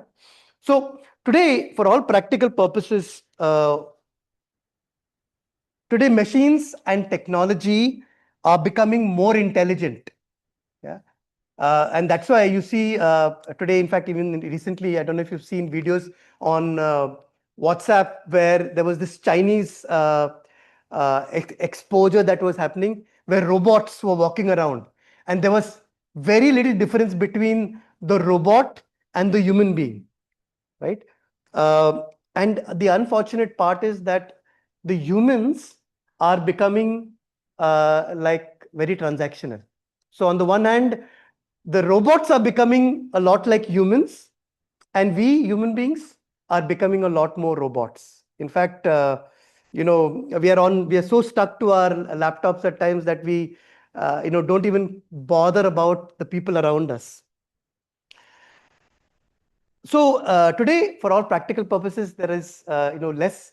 And today, of course, you see, while I don't know how many people, maybe about 100 or more are online, plus 100 plus are online. You have about, I don't know, 50 here. I don't know how many are here, or more than 50 here. But the fact is that while technology is supporting us, but for all practical purposes, since I am looking at you, some of you will talk, yes, some of you may sleep also. But the fact is that at least I'm looking at you, so he's looking at me, I better not sleep. But those online, you're not even on camera, so you can sleep, you can eat, you can walk around, you can do what you want. So are you really connected? How connected are you? Today, of course, I recently attended an interview as a not for any success, but there was one of my friends, he's kind of created a model, an AI model, where the AI model itself will interview me. And the AI was speaking to me and the AI was interviewing me. So I was a kind of a model who was being interviewed from a senior management context. So today, even interviewers may not exist over a period of time because AI are going to interview people. Now, if that is going to happen, I don't know where the human element is going to be. And the fact is that, I mean, I remember many years ago, we used to do Thomas profiling. So, for example, my organization would have a kind of a survey for an individual, and the individual would do the survey, and then based on that I would look at it and understand the person's personality before even interviewing. So what I would do sometimes, I would not look at the Thomas profiling results. I would just look at his CV, and based on his CV, and then after meeting him, I would possibly make my own conclusion, and then I would try to compare with the Thomas profile. And I realized that a lot was very similar. As a human being, I'm able, yes, obviously, there is a scientifically proven technology that's available because of which it is helping based on the responses of the individual. But obviously, there is no foolproof way to communicate there. Now, because of this, I remember there was one friend of mine who was very recently about to get married, and the families were talking to each other, and one family said, we will talk. Because they were in different locations, they will talk. And one family says, no, please put everything in writing on chat. And I realized, I mean, I was involved in some way. I realized that because of that stand of messages, there were complications. The relationship became complex. Still, I said, no, please stop. Start talking to each other, though they were, at least online, have chats with each other. Now, that exactly is what is causing complications. So misunderstandings are increasing, emotional signals are lost, and for all practical, and there is an information overload. So there is, how many of you get notifications on your mobile? In fact, I learned this sometime about 6 months ago. I put all my notifications off. My only notification is my WhatsApp, and that also is a mute notification. So all notifications off. So the technology doesn't decide where I look. I want to look at my technology when I want to do it, not when somebody, YouTube wants me to see a video or some other app. Now that's something which maybe it's an opportunity for us to do. There is a decision fatigue everywhere at every point of time. We are making decisions. In fact, today, in fact, about a month ago, I was invited to an American bank in Pune itself. I'll not tell you the name, but the HR head called me to speak to his team of HR persons. For what? He said, see, whatever you speak, but I want you to somewhere help these youngsters understand that you just cannot make decisions based on AI. Because what they were doing is, they were using ChatGPT, they were using other AI tools to make decisions. And they were saying, yes, this is the decision. But there was no human interface, because when, as human beings, we look at who's going to be impacted because of this decision. Is it a short-term implication or is it a long-term implication that happens? And I think somewhere we will have to look at, whenever we make decisions, we don't only make decisions for the short term, but we make decisions for the long term. And that's exactly what Hector was speaking about, in terms of whatever he's doing is not for the today. He's talking about the tomorrow, right? In terms of sustainability, and whatever decisions in life that we make will impact. Whatever decisions today as a youngster that you make will have an impact on you tomorrow, which is good, bad. But the fact is that here was this HR team who had to be, in fact, educated, saying that, boss, don't only make decisions on technology. But that's exactly what's happening today. Why are in so many, I mean, today we have TCS, we have Accenture, who have released people, and Infosys also has, but of course they don't talk about it. But there is, it is, why are they releasing people? Because somewhere decisions were made because based on clients, right? Clients said, okay, I'm giving you this business, basis which hiring was done, and suddenly things change and it impacts. And I think somewhere, I think from an, at least, till I was there, at least for the 17 years with Infosys, I think we didn't allow even one employee to move out of the organization until there was some, a security issue, an integrity issue, or there was some real issue where we have to release an employee. But that's not something which, in the AI world, of course, that's something which is, going to change to a great extent, to make, because eventually the organization has to be profitable, and they're not looking at people. But that's exactly where a lot of leaders have to be looking at people. So at one point of time, we had to, I remember we had to, when I started my job, I was using the typewriter, right? Over a period of time, of course, we, came to computers. We had to go and search for data. I remember in college, I had to go to the library because I couldn't afford the books to buy those big, thick books. We had to go to the library. Today, most of our libraries are empty, right? Because everything is available. And today, a lot of people are not even writing their emails, not even writing, because ChatGPT is there, right? Why do you require anything? Just use ChatGPT. So even my wife is a teacher and she also uses a lot of it. So I said, please first humanize your content, use it. Technology is there for you to use it. But after using it, let there be a human element in it all, for all. Otherwise, because you're eventually communicating with humans, and over a period of time, it will become very structured and very surgical in the way you operate. Never before has technology been so powerful. Never. And you will see that happening even a lot more. In fact, a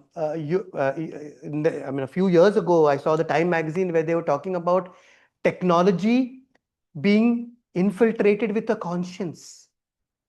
So, and I have been on panels of discussions where I'm talking from a human element, and there's an AI specialist. Today, whatever I speak, they will not agree, because they're going to say that you don't require coaches. Because, for example, very recently, my friend, in Mumbai, his mother expired. And, the moment I got to know, I took a bus and I traveled to his place, and I just went there and sat down, right? I didn't have to say anything. I just sat down with him. He was in bad shape. I didn't have to say much. I just held his hand. I just held him. He was crying, right? I was just wondering, if I were him and there was a robot who came here and sat down with me and touched me, would I feel that? I don't think so. I would not even want that robot to be there, right? And maybe the robot will say all the right things. But at that moment of time, my friend did not require me to say anything. My presence was the most important thing, right? So I think that's something which, so never before has, technology and intelligence been that way. And today information is definitely not scarce. Yeah. So today, what's happening, right? Rapid technological changes, and we will see a lot more. In fact, our generation, some of us at my age, have seen like so many things, right? We've seen those big, large phones. We've seen those typewriters, which some of you would have possibly not seen. Maybe in antique shops, you'll possibly see it. And let's face it, and I have great regard for all of you who are teaching, because you were teaching at a time before COVID, and then during that COVID, the pressure that you had, right, to take on technology. If you did not know computers, or Teams, I don't even understand. Teams, I have operated on Teams, but not the teaching model of Teams. That's totally different from the normal MS Teams. And hats off to all of you who really, took that great leap and, were working from home. And in spite of all your challenges of technology, I know there were people who left their jobs because they said, I can't cope with this technology change and I can't work on, teaching to a screen. I know my son, he's a lawyer, one of my sons. And, at some point of time, he was spending so much of time on his laptop. He says, Dad, I don't want to do so much of, research. I'll go rather into SaaS sales. So he's moved to a SaaS sales and he did very well there, being a lawyer. Yeah. So the point is that, burnout is happening at a very, very young age because there's so much of pressure on youngsters to perform, and that's obviously impacting a lot.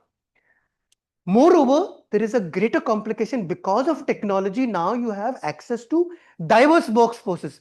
I used to start my day in the morning, sometimes at 6 in the morning, while talking to Australia, and then talk to India, and then talk to London, and then finally talk to the US.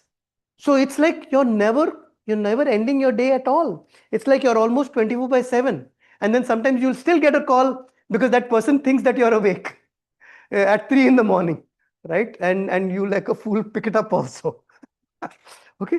So I think so. So I think on the one hand, your exposure to diverse workforces is definitely an important element, and it's something which helps you to understand people's cultures. You're able to, become a lot more sustainable in the way we have got these Indian ways of talking at times.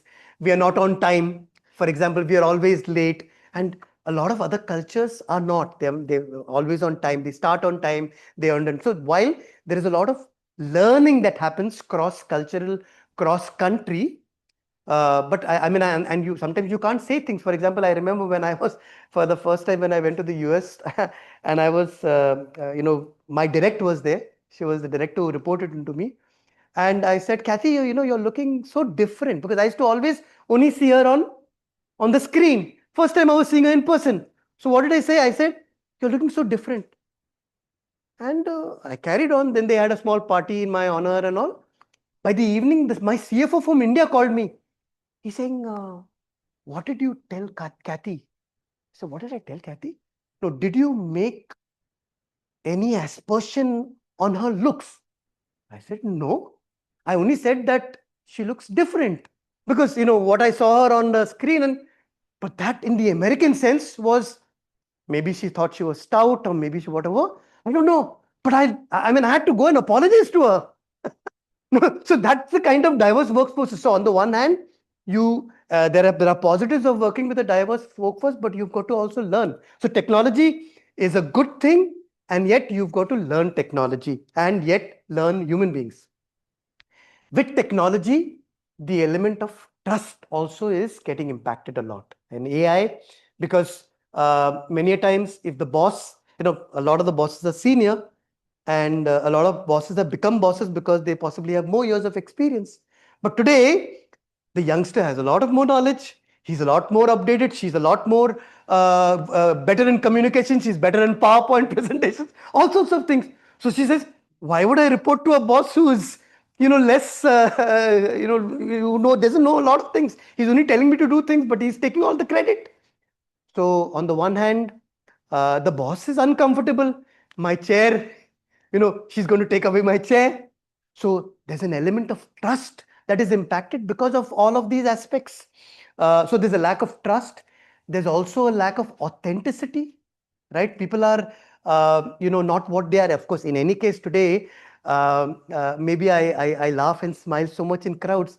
My wife will say, oh, you laugh with everybody, but not with me.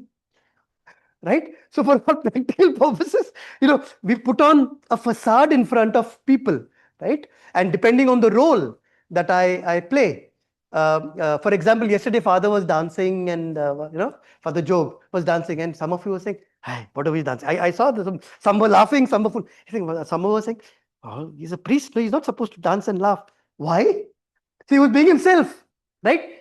The point is that I think somewhere in all of this technological world, it's important for us to get off those masks.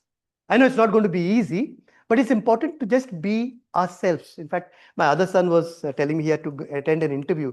He says, Dad, I'm very tensed and all. So he wanted, because he was getting into an HR job, so he was reviewing all domain context with me. And then I told him, Vedic, just be yourself. You don't need to play a role. That's what you are. Go to an interview, just being yourself. Obviously, don't just sit that way. Don't do, obviously you've got to be civil, but be yourself. Don't play a role. Just be authentic. This is what you are. This is what you know. And this is what you don't know. And I think the more authentic you are, there will be people on the other side of the table who will possibly see your authenticity a lot more. And that's exactly what emotional intelligence is all about. Also, I think one of the speakers yesterday spoke about consistency, right? I think that's exactly what it is, right? Being authentic and being consistent is a very, very important element and a factor of emotional intelligence, where we do everyday small. It's not about, so for example, if Sachin Tendulkar became the world's best batsman at some point of time, today, of course, others will take titles. He didn't just become overnight, right? He did that consistently. Every morning, 4 o'clock in the morning, he was on the pitch, right? Did he not go through politics? Did he not go through a lot of other challenges he went through? We don't know a lot of things what he did not go through. Yeah, but yes, because possibly he was a Tendulkar also, he possibly made it, but obviously he put in hard work. He put in a lot of that slog. And today everybody wants to be a Sachin, right? I mean, I was recently in a stadium where he was there. And while he was not the chief guest, the great footballer had come in and I had got a free ticket to go and, see the great footballer. But the moment he entered the stadium, the entire stadium of Wankhede Stadium was saying, Sachin, Sachin. I mean, the entire stadium, and the kind of effect that was made. That's because of a human being who's, in spite of all of his challenges, has made himself and made an impact on others, right? And of course, there were a lot of memes made on him, but for all practical purposes, he's made what he made. Empathy, right? I think I told you about the human presence, right? While technology can take over a lot of things, and yes, let me tell you, whatever I'm saying, the AI specialist may not agree. But the fact is that the robots, yes, will take a lot of transactions, will take over a lot of data. And we should be able to, learn how to use technology, how to use AI to our advantage with that human element in place. For all practical purposes, influence, if you've got to be influenced by someone, or if you are influenced by someone. For example, I gave you the example of the boss who possibly is not fully updated on things, right? His or her authority gets weak. There is a great need for listening, and that's exactly what today we are so involved in technology, we are so involved that we are not listening many a times. And of course, as youngsters, many times our parents said the same thing, which possibly our teachers said, and our teachers we listened to, possibly some of them we listened to, some of them we did not listen. Or like the experience of yesterday's Teddy, right? Mrs. Thomas and Teddy, right? Teddy was so very influenced by Mrs. Thomas. Why? Not because of her intelligence, not because of all the great things that she said, but because she just touched him. And Teddy felt that she was like his mother, right? And that's why she gave him those, he gave her those small gifts of his mother. There is also a great need for respect. In fact, I see, especially whatever exposure the last 2 years that I've had of universities and colleges where I go to, and where I'm on their advisory boards, I realize a lot of that respect is possibly also disappearing.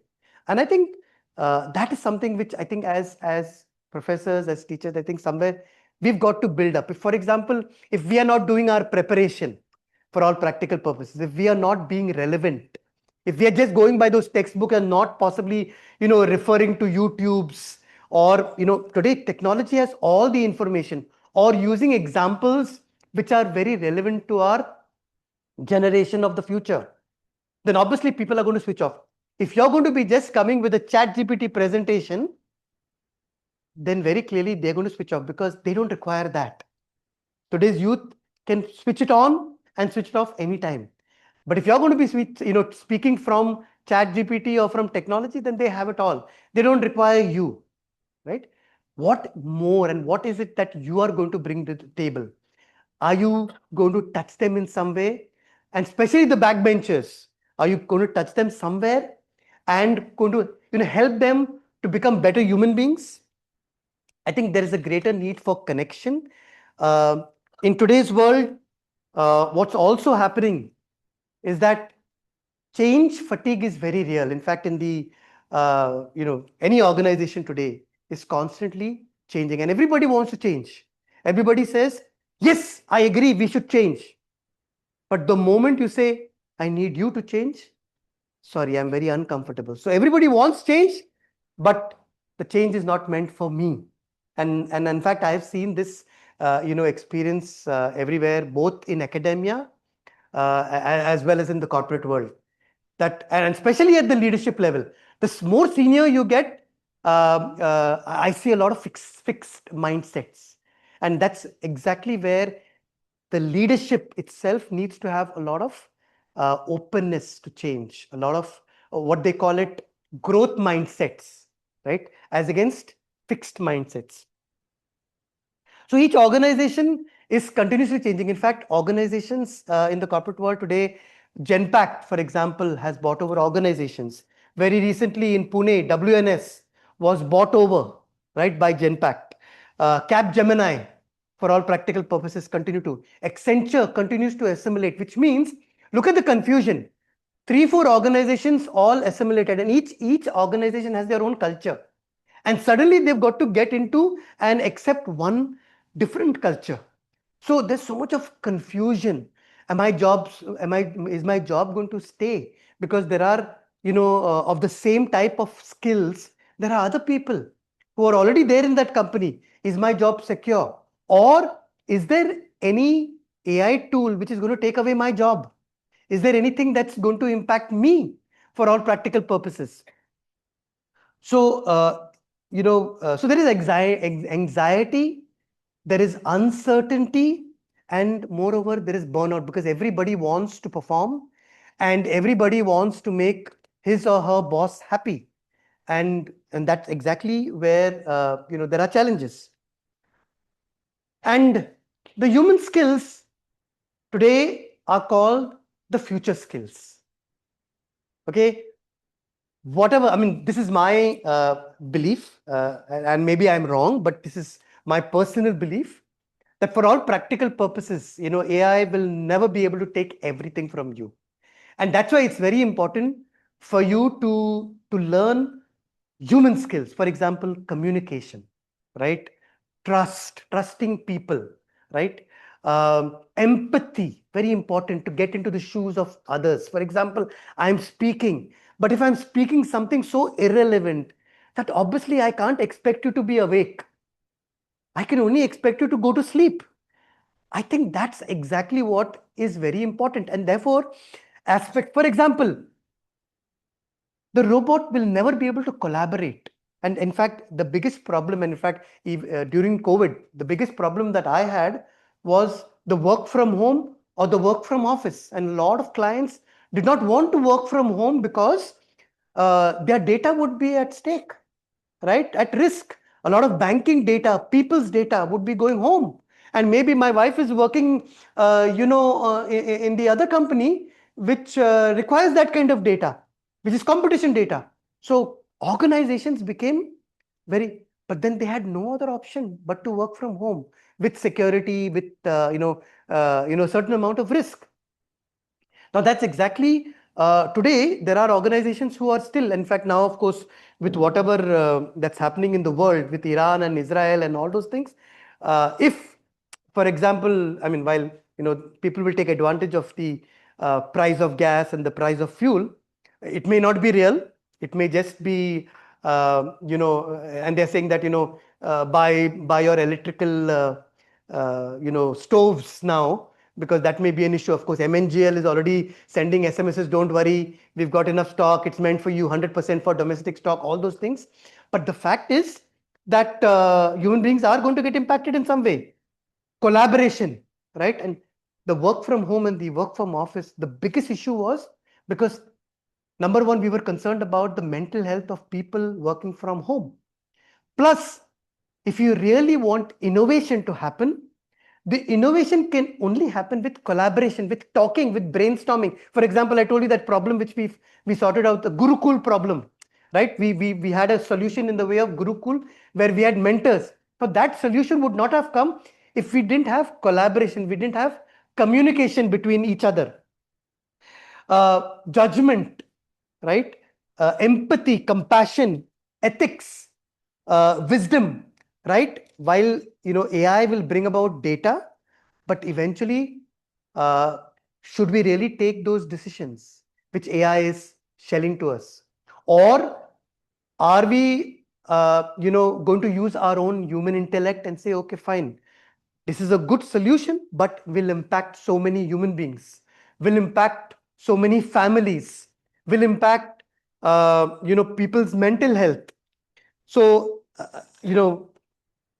and for all practical purposes, we are in a very unique situation today where for all practical purpose, there's so much of data, these data warehouses are being created. Amazon has got a large data warehouses, and of course Reliance has built in. I've seen those cables which go underground from under the water, from Jamnagar into the world, which are great cables for data. So the amount of data, and we are in a very unique situation that earlier there was no data. Now there is so much of data that all of you are just believing every Insta post, because you believe that that person who's talking so convincingly is telling the truth. And he's telling you something wrong for your gut, but you're going to take it. And that's going to impact you, because everything on Insta you believe is true, right? And I think that's something which is, so we have more data today. We already talked about the hand of Adani and the Ambanis, which are doing a lot of work. In fact, the new EI, which is emotional intelligence, are going to create new challenges. Okay, more information, but more uncertainty. Now, this is not emotional intelligence is not going to be creating it, but AI is going to be creating it. Yeah, more connecting. So we are going to connect a lot more, but we are going to be distracted a lot more. We are going to be more ambitious. I want to achieve this, I want to achieve that, but we are going to have people a lot more anxious. We are going to be having more expressive, but those youngsters who are a lot more expressive and you think they are very clever, but they don't have resilience, right? And this is the world which we are living in. There's going to be great digital miscommunication, and this digital miscommunication is going to be because of the written word, because we are not seeing each other in person, or if you're not meeting people in person because you're in different countries or in different places, at least meet face to face, right? Digitally. There is a reduced attention. People, at some point of time, even without mobiles, I remember we've lived the ages without, even at that time, we used to see a lot of senior folks who did not have attention because they were, so very ambitious about doing something or the other. So that we used to, when we used to make presentations to, for example, a Mukesh Ambani or an Anil Ambani, it was crazy, because their attention, if you don't talk about the 10 zeros ahead, he or she is not interested at all, right? So that kind of, and today with technology and with being so glued to our mobiles, we have that lack of attention. See, so much so that even while I'm speaking here, I have this with me. I could have kept it there, but I have it here with me, right? Because it's become part of my body now. It's like my clothes or whatever you call it. It's become part of my body. Yeah. And the next challenge is comparison. Okay. Because everybody's showing themselves now. No more Facebook. Facebook has become old. Now it's the Insta world, or even WhatsApp has become old. What is that other thing now? Snapchat. That's what my kids were saying, that, Dad, you're talking about, now it's Snapchat. So all of this is telling us about a different world. On Insta, we're talking about my wedding anniversary and, we are hugging each other. At home, there's a totally different story. So I'm saying, oh God, I'm having so many fights with my wife and they're having such a beautiful, such great relationship. But the fact may not be true. So I'm constantly comparing with my colleagues and there is a lot of heartburn that's happening. It's impacting my gut, it's impacting my brain, it's impacting my heart. So somebody was talking about 3 brains. I don't know if there is research on that, but there are 3 brains. 1 brain in the gut, 1 brain in the heart, and 1 brain in the brain itself, right? All these 3 are brains, and they're all intelligent in some way, giving us information. And our identity itself is being challenged. Why? Because will AI take me over? Right? Will my job, and there are today, this is a reality, that if I am just going to be transactional over a period of time, if I am not bringing something very different to the table, then for all practical purposes, there is a possibility that my job will. Today, I hope you know, in Bangalore, in the classroom, you have a robot who does a class, right? And who knows, that may happen maybe for some areas, at least maybe. But I don't know. Obviously, the robot will not have the touch of a teacher for all practical. But I don't believe that will happen. But yes, that is something which in the to manage costs, anything can be done. Yeah. The most significant decisions, right? It's not about data. The most significant decisions today are being made on people, on trust, on culture, right?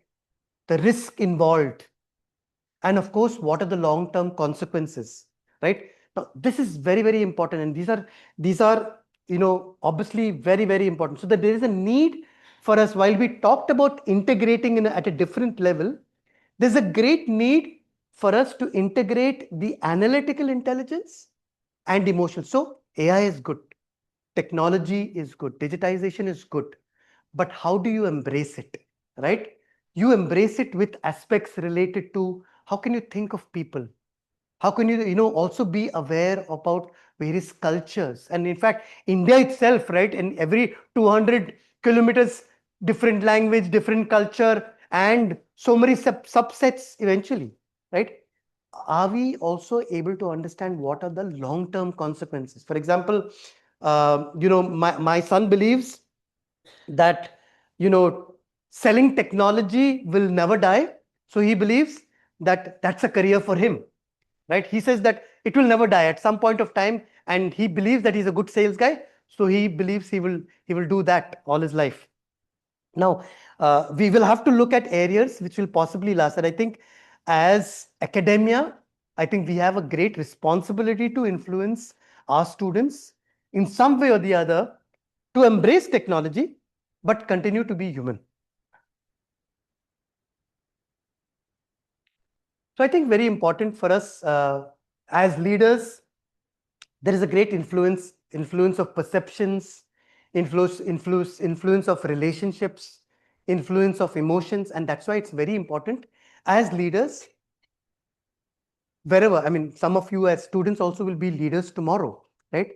It's important for you to understand that while it's important for me to be influenced, but eventually it's for me taking that influence, decide what I think is the right thing, not just be influenced by my biases. Many times there is also incomplete data, and now, as I said, data is available. Many times, decisions have to be made because time pressures, within tomorrow, I have to take a decision. And at that time, maybe data is not always, every data is not available. I have to also consider multiple stakeholders, my boss, my client, my customer, my colleague, my employee. All these stakeholders I have to take into consideration. when I'm making a decision. It may be the right thing for the client, but is it good for my employee? It may be good for my employee, but is it good for my customer at the end? So all these aspects have to be taken, and that's exactly what AI is going to help us in. We talked about the work from home. I'll not repeat that, but for all practical purposes, it's very important when making decisions that we talk to people, just not refer to data from ChatGPT, but also refer to data from our colleagues, right? Can we collaborate and make decisions? Because you may think that a decision is right, but maybe there's another point of view, and that will actually enrich your decision a lot more. So in organizations today, that's why the focus is a lot more on collaborating within the office environment, and therefore where we will have much more better and innovative decisions. I remember when I was in Blue Dart, that was my first job, and as part of my induction, I actually went doing a delivery, doing a pickup, and I remember this TSR, which we called Territory Service Representative, he used to take me in Mumbai. He said, "This is Asha Bhosle's house. This is Lata Mangeshkar's house." All those things, I learned a lot. But the fact that I was exposed to a delivery and a pickup, I got to know, I understood what that employee went through.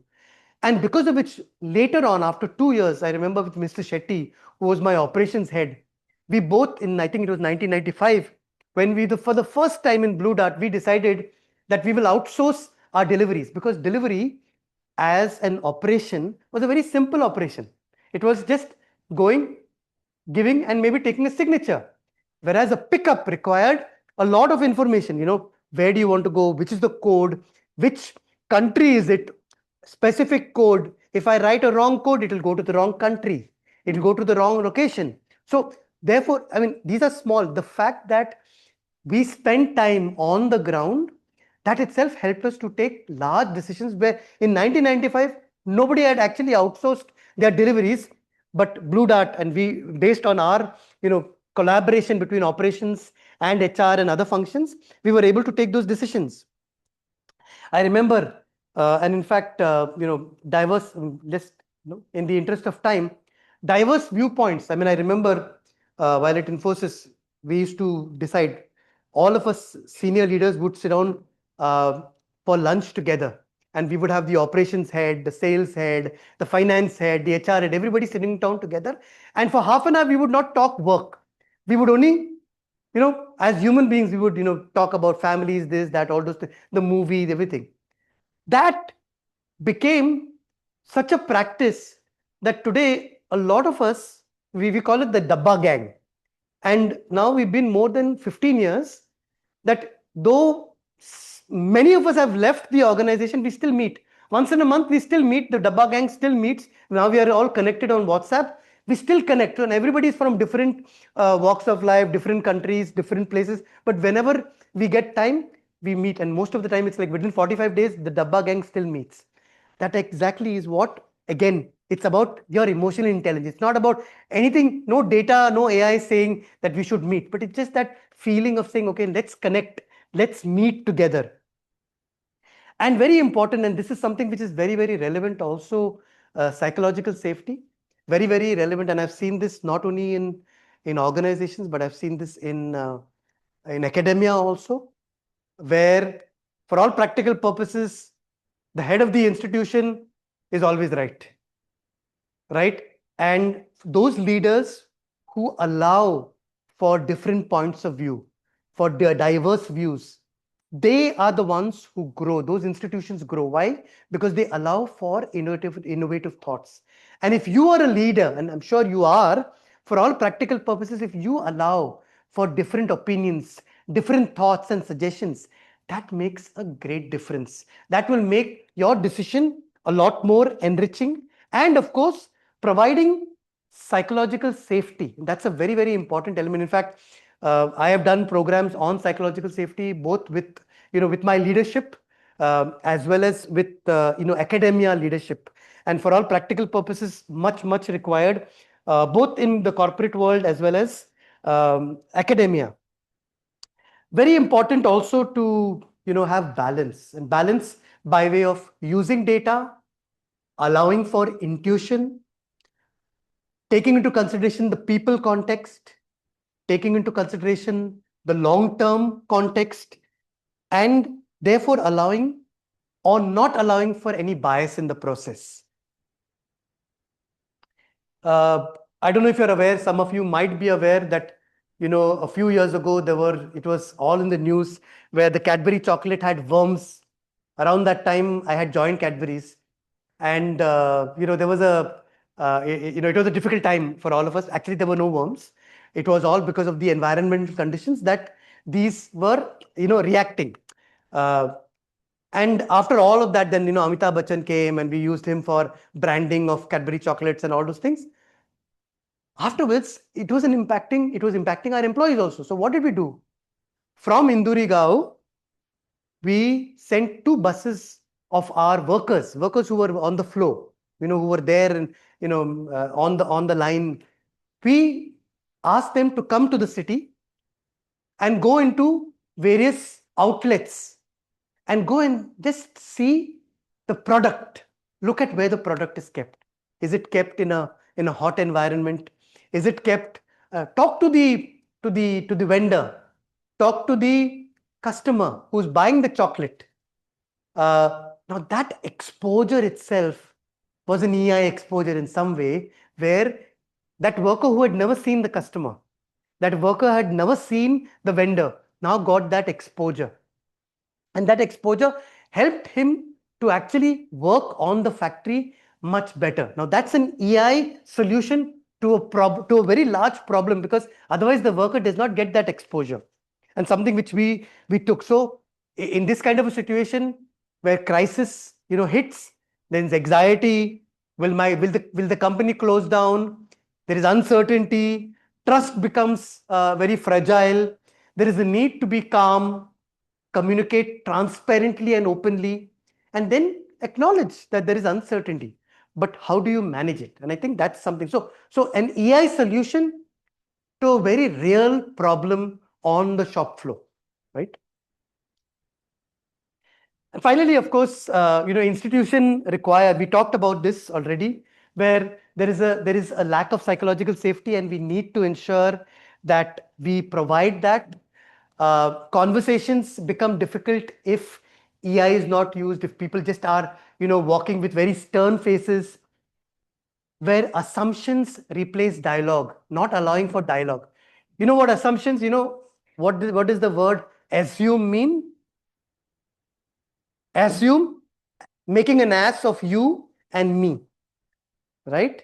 So for all practical purposes, don't assume. Ask questions if you don't know, but don't assume. Yeah.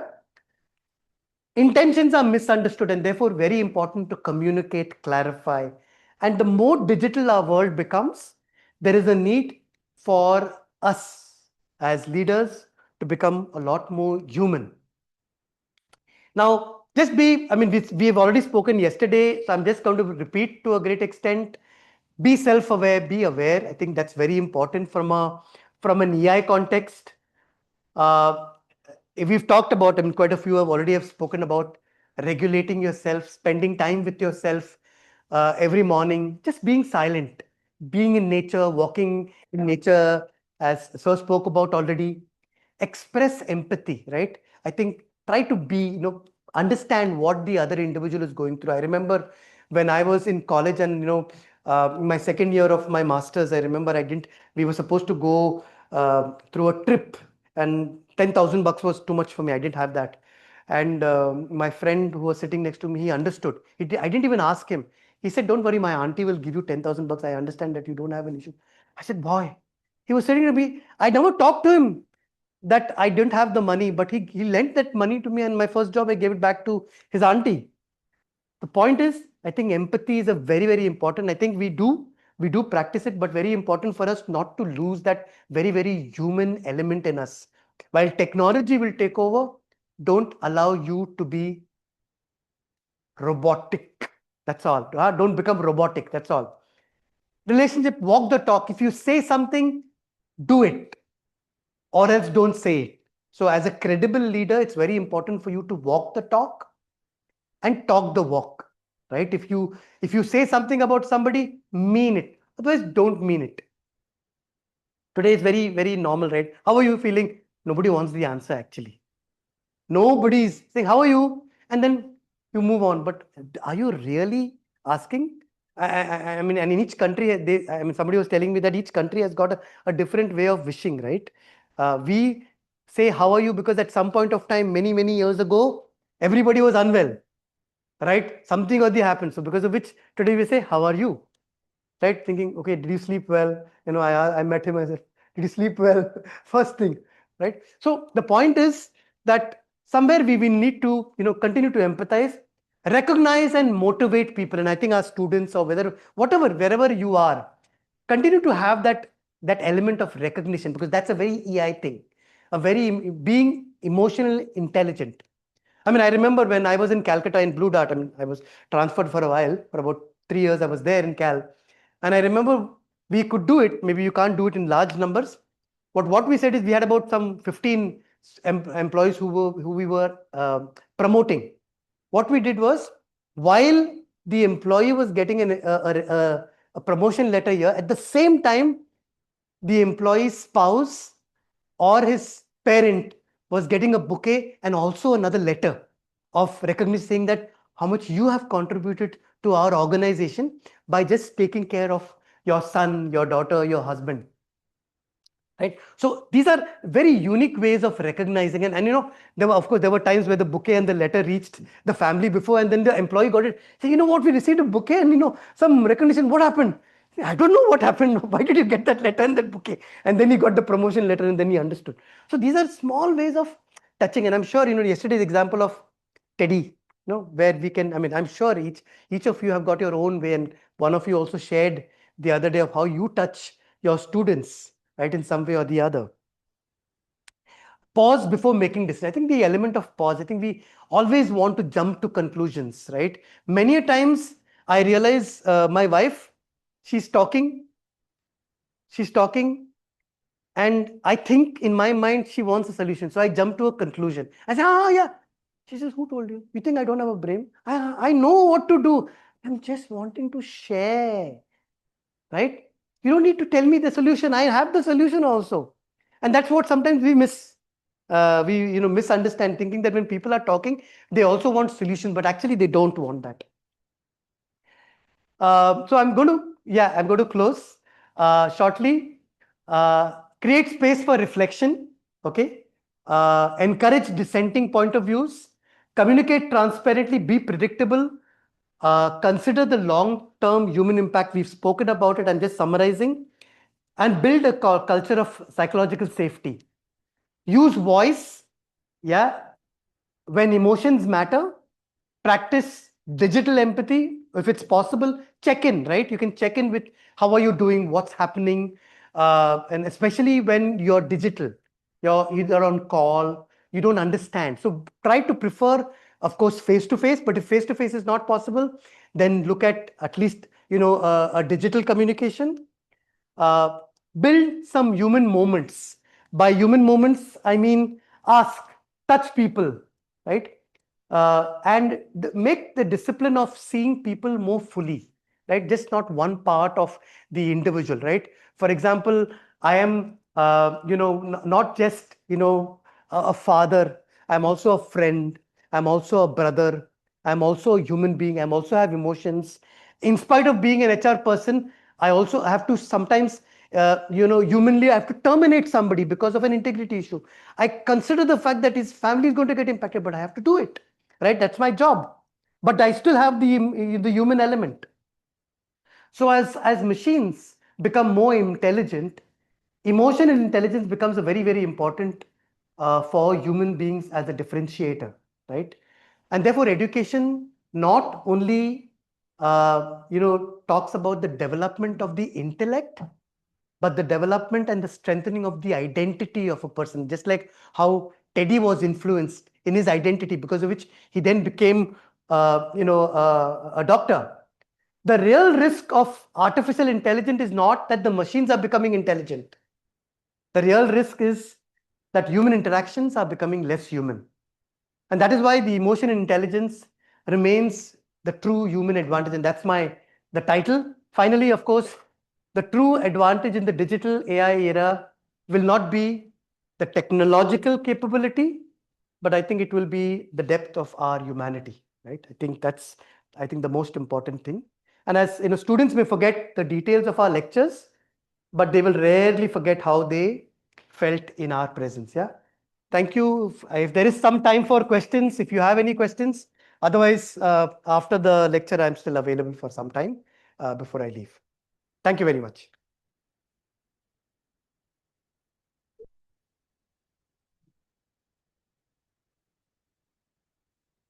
We have good time for good time out. Okay.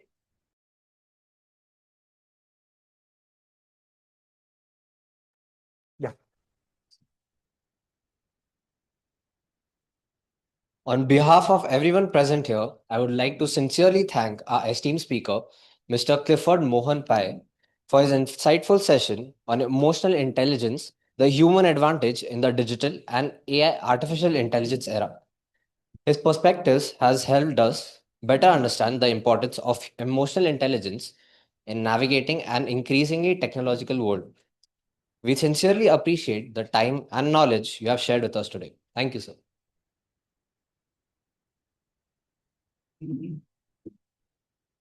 I would like to invite Jeremiah Lobo to introduce our final speaker for this session.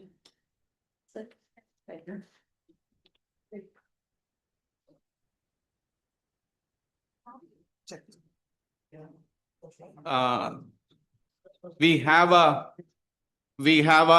session in the afternoon, but some request has come that being a Saturday, we wanted to wind up along with lunch.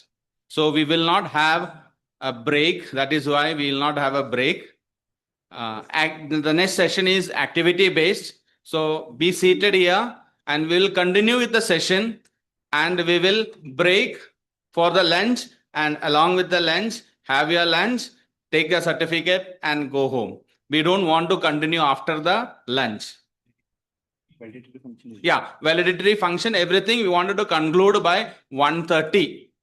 So ma'am session will be there around 1 o'clock, 1:15. So around 15-20 minutes, 15 minutes will be the presentations. And after that, maybe around 7-8 minutes of validatory. There is no big function of validatory.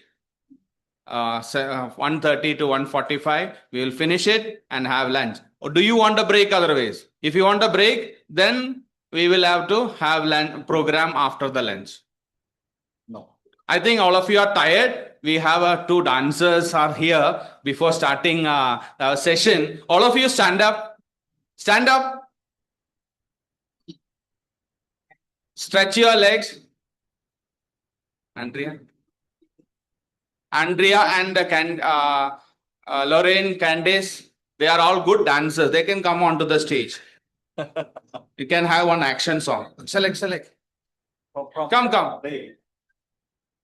Because you're all tired. Ma'am session is going to be highly activity based, not a session. No class. Activity based. So before that, just have a relaxing. I think you need some relaxation because continuously we are on emotional intelligence and so much of emotions are already piled up. Hey, what is this? We are sitting for a long time. Oh, stressed out. So much of stress is there, right? I think so. I can see that face. Andrea, chal, jaldi. Yeah. Okay. She will be teaching some small clap. Okay. Okay, am I audible at the back? Okay, am I audible and visible at the back as well? No? Now? Visible. Okay, so have you heard of a generator clap? Do you know what a generator is? Do you know what a generator is? What does a generator do? Generates energy. Okay, generates energy. Electricity. Where do you see generators?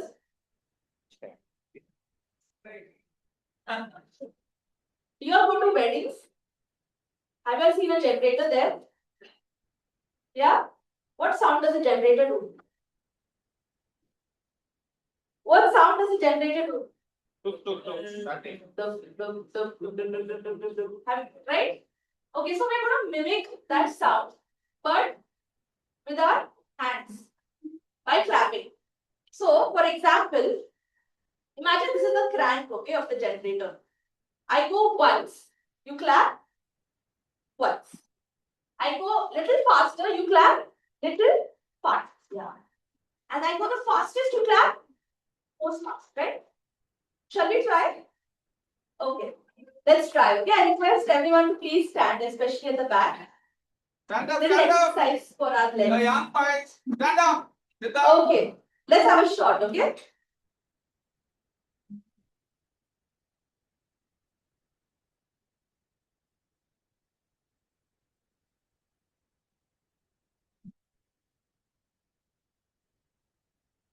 Okay. Did you get a hang of it?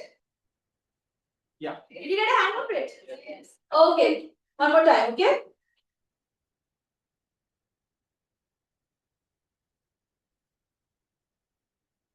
Okay, yes. So that was for you all for being a very good audience, listening to two sessions that we had today morning, and that is gearing you up for the next session as well.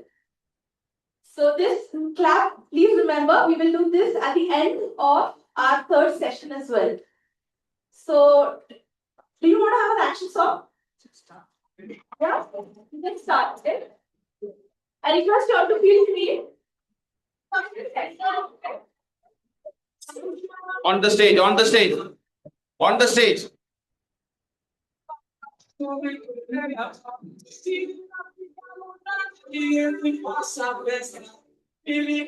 Raise your hands, all of you. All of you, raise your hands while you are working. Oh, raise your hand.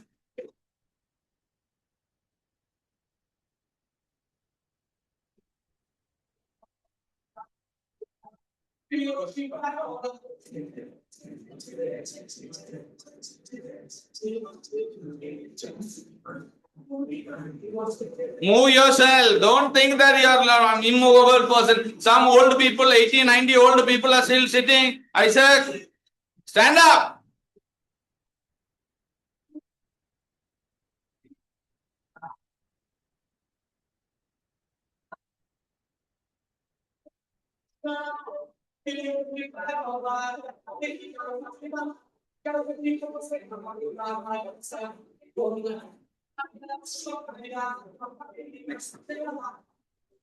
You're introducing, right?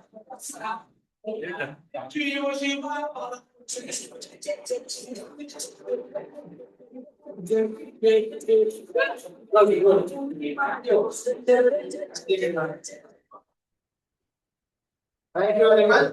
I request the MC to come and introduce the next speaker. Sit down.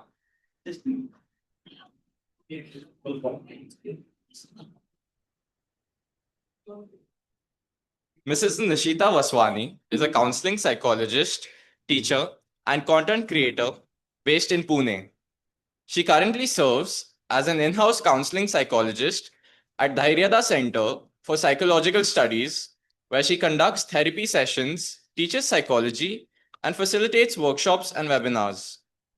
Previously, she worked as a psychology teacher at St. Mira's College for Girls and as a contractual editor at Cactus Communications, where she edited and formatted over 500 research manuscripts in the psychosocial and healthcare fields. She has also contributed to mental health awareness through counseling, workshops, and a volunteer work with Connecting NGO in suicide prevention. Through her work in therapy, education, and mental health advocacy, she continues to promote psychological well-being and awareness within the community.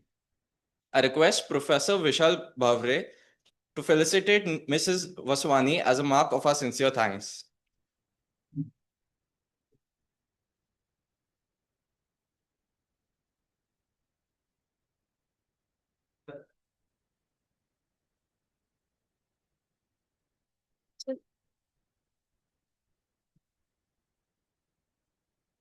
Thank you so much.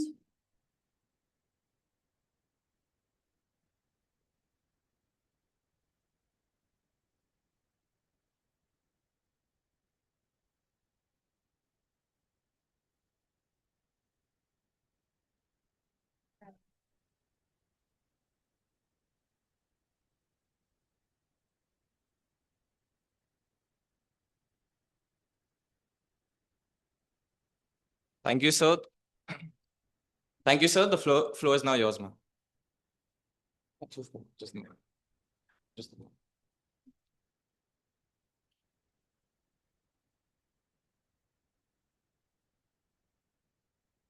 Good afternoon, everyone. Am I audible?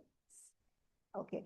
Firstly, thank you for such a warm welcome and the opportunity to be here today.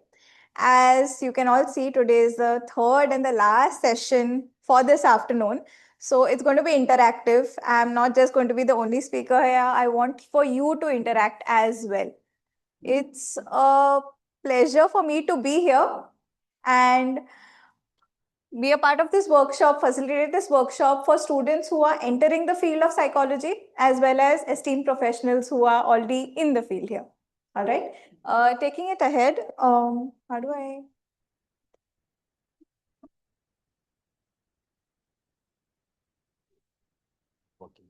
Forward. Okay, thank you. All right, let's take it ahead. Let's have an emotional check-in. If your current emotional state was a weather report, how would it be? Just a couple of examples to give you an idea also. Sunny but slightly windy, cloudy with chances of rain, or a thunderstorm inside but calm outside. Okay, sunny. Anybody else?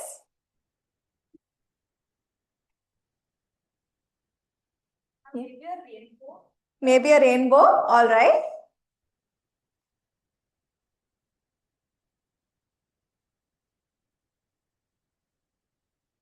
Anyone else?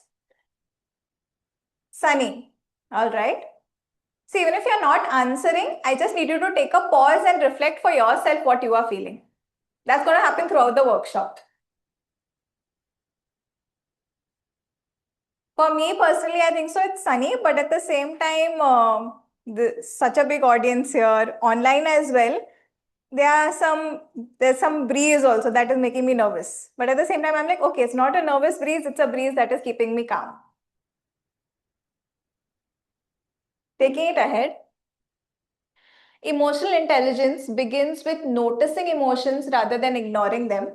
And I think so in today's world, we have become professionals at trying to distract ourselves from problems, from ignoring our emotions. But for this 1 hour, I'm going to ask you to continuously keep checking in with what you're feeling. So understanding emotional intelligence, I am not going to go into the theory of it. You have heard enough, studied enough about it, but just to the crux of it, we are going to be experiencing the different components of emotional intelligence in the different activities that are going to happen today. Okay.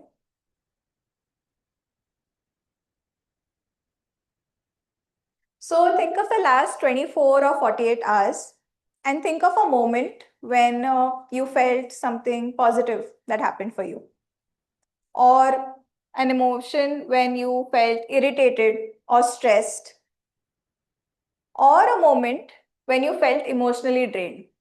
We all experience these emotions day in and day out. Anybody willing to share what happened briefly? Again, we are not going into details of anybody's personal life, but still, just to share.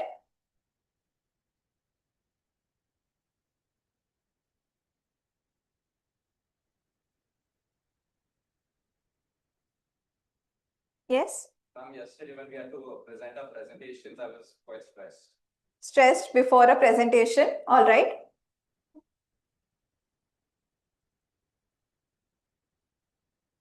Anybody else?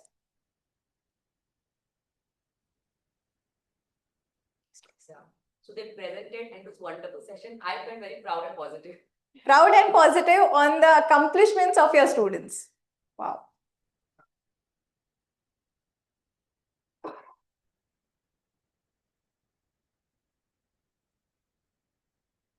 Anyone else?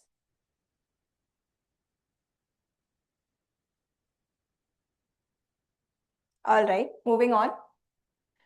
Very much in daily life, we are always thinking about what's happening around us, but rarely we check in with ourselves. Okay, what am I actually feeling? If it's a negative emotion, especially, what is triggering it? We are not really taking that into account on a daily basis. बस चल रहा है तो चलने दो. बस चल रहा है सब. We are just moving in the flow. But it's also important to take that pause and ask yourself, what am I actually feeling here? What is triggering this particular emotion? And how am I reacting to it? Many of you really know what you did, but you really don't know how you always feel.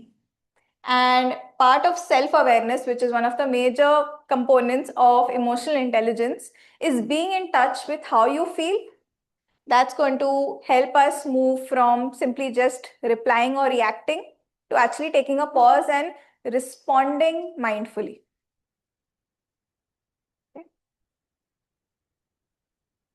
Okay. The next activity or exercise is going to be an emotional triggers exercise.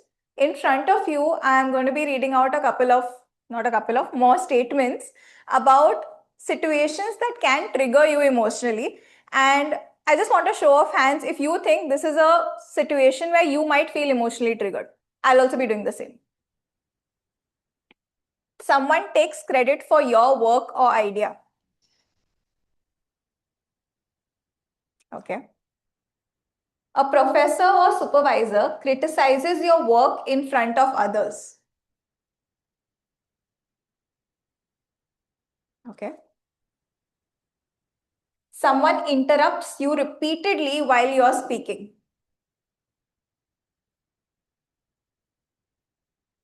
Someone invades your personal space or privacy.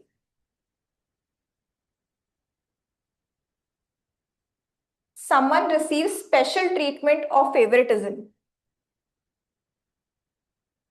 Okay. I see people with 2 hands up also. This is a strong trigger point for some people. People expect you to say yes to everything.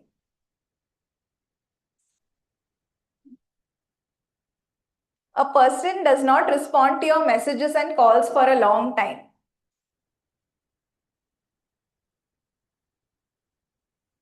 A friend or colleague becomes distant without any explanation. Ghosting. And lastly, you feel like an imposter in an academic or professional setting. Been there, done that, or not been there, but going to do that sometime in future, possibly. Okay. So these were just few examples. There can be a million more, but this was just to take a pause. Is this a trigger for me or no? Moving on to a second part of this activity itself. Asking yourself, why does this trigger me? And what is the belief that is there underneath that trigger? For example, I think so it was, yeah, if someone receives special treatment or favoritism, you might get the feeling that, okay, I'm being ignored. And the belief might come up that, okay, I'm not being respected here in this situation. Or another situation wherein, say, people expect you to say yes for everything, or a person does not respond to your messages and calls for a long time. The trigger might be making you feel that you're being taken for granted. And the underlying belief that's formed is that I am not being valued. So a part of emotional intelligence is also about being self-aware, taking that time to pause and reflect. What's exactly happening here? Why am I getting triggered by this? What is the underlying belief that is there? Our triggers are often connected to our unmet psychological needs. That is possibly here, just taking these examples, our need to be respected, our need to be valued, cared for, understood, loved, appreciated, and more. And it is the emotional intelligence which helps us recognize this trigger before acting impulsively. So in these very situations, I'm triggered by it. I may react in a very negative way that is going to spoil my mood, spoil somebody else's mood, as well as the relationship that we share. But if I am more in touch with my emotions, of course, we all are emotionally intelligent in various, you can say, levels. But if we are more in touch with our emotions, we are able to take that pause, reflect on our triggers. Is it really true, or am I perceiving it a certain way? And respond rather than react. And while I was preparing this presentation, I came across a very interesting quote which said, "Your triggers are your responsibility. It isn't the world's obligation to tiptoe around you." And this is applicable for everybody.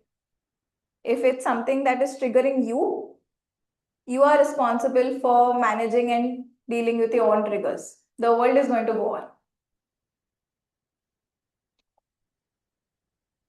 Okay.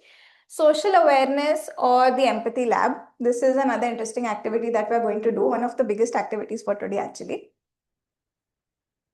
So when we think about empathy and the literal meaning of it, it is stepping into the other person's shoes and trying to experience their world, trying to look at the world from their perspective, and that is something exactly what we're going to do now, right? So for this activity, I require all of you to get up, mix around and form groups of 3.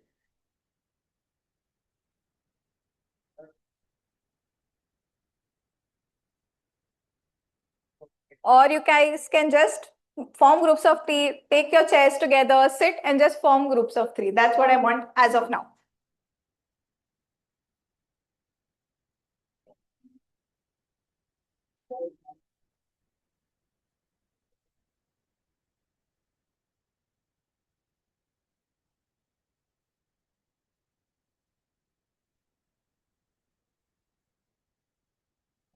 If anybody is left out without a group, please let me know. But take a moment, form your groups of 3. If you can form the groups with people whom you don't know, it would be ideal.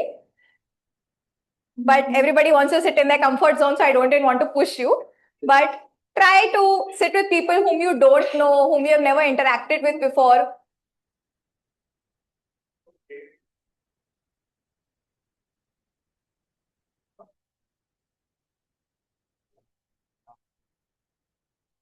All groups are formed?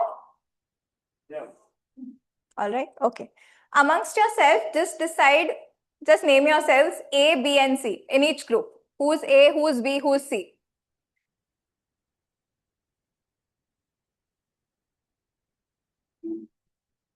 Done? Decided? सबका equal role होने वाला है. There's nothing to say that, okay, if I'm this, no. A, B, and C. This is going to remain constant for this activity at least. Okay? Ready? Okay. Now my task for all of you is, for the first round, whoever is A is going to be the speaker. Example, if I am A in the group for around 2 or 3 minutes, I'm going to talk a bit about any issue that I'm going through in my life.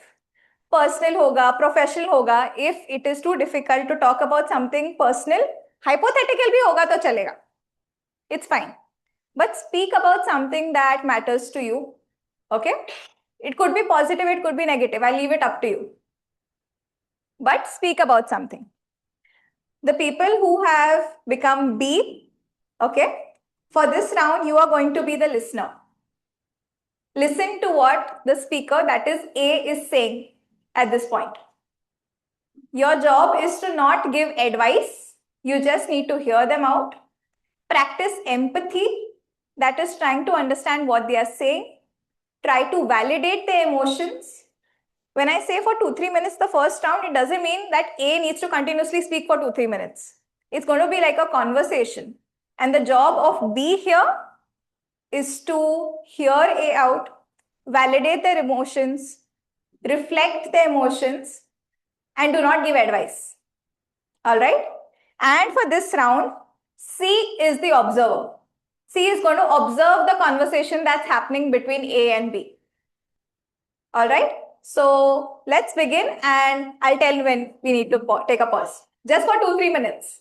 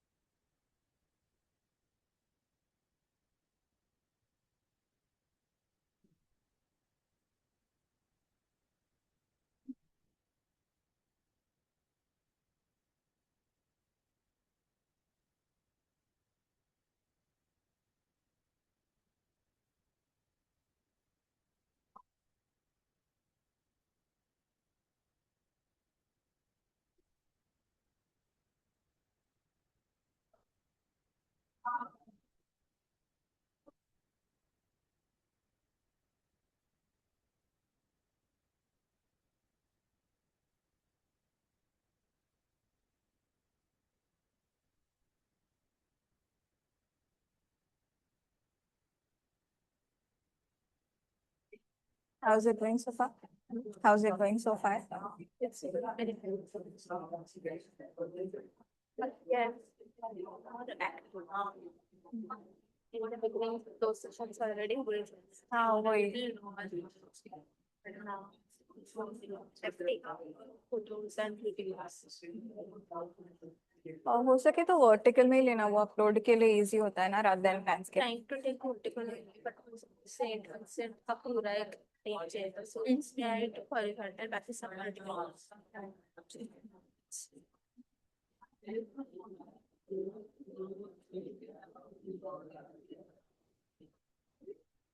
Yes. Okay, yes. Okay. Now we take a pause here. Hello, excuse me. Yes, we are continuing this activity, but a small change now. So now A is going to be the listener, B is going to be the observer, and C is going to be the speaker for the next 2 to 3 minutes. Role reversal karo and continue.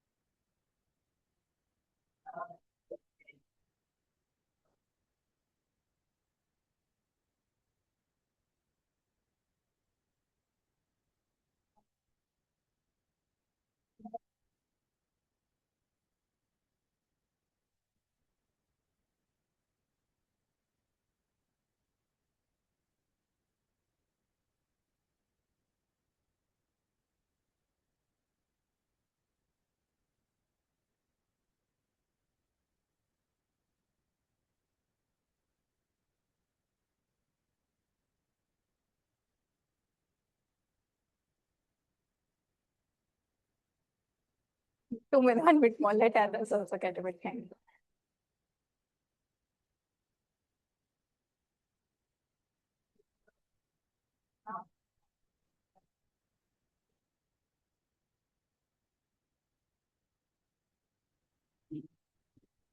They said that they have to head for lunch at 1 o'clock.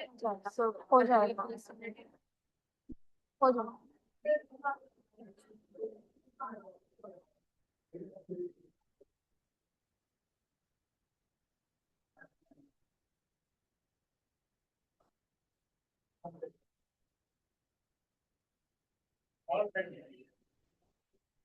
Okay, let's take a pause again. And for the last round of this activity, A is going to be the observer, B is going to be the speaker, and C is going to be the listener.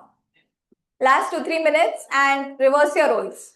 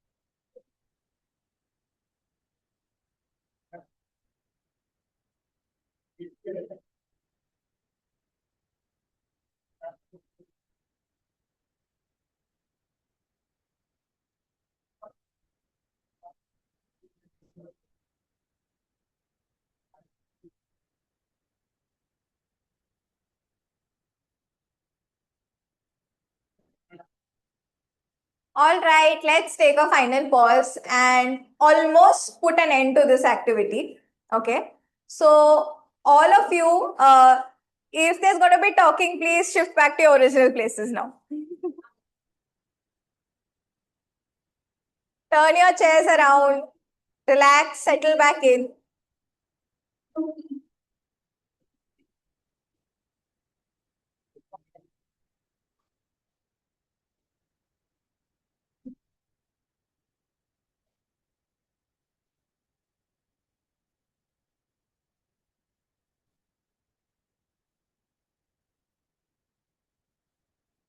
Okay, so each of you has been a listener, a speaker, and an observer. So I expect that all of you will be able to answer from each of those perspectives because you've been there. First, my question is to you as an observer. While A and B was speaking, or when B and C was speaking, whatever it is, the combination, as an observer, did you notice the listener interrupting the speaker while talking?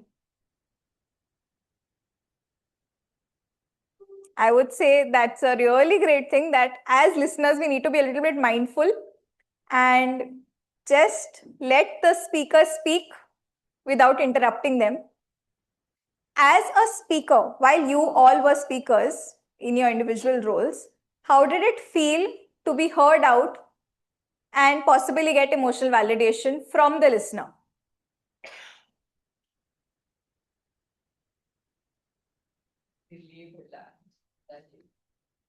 Felt someone like heard us.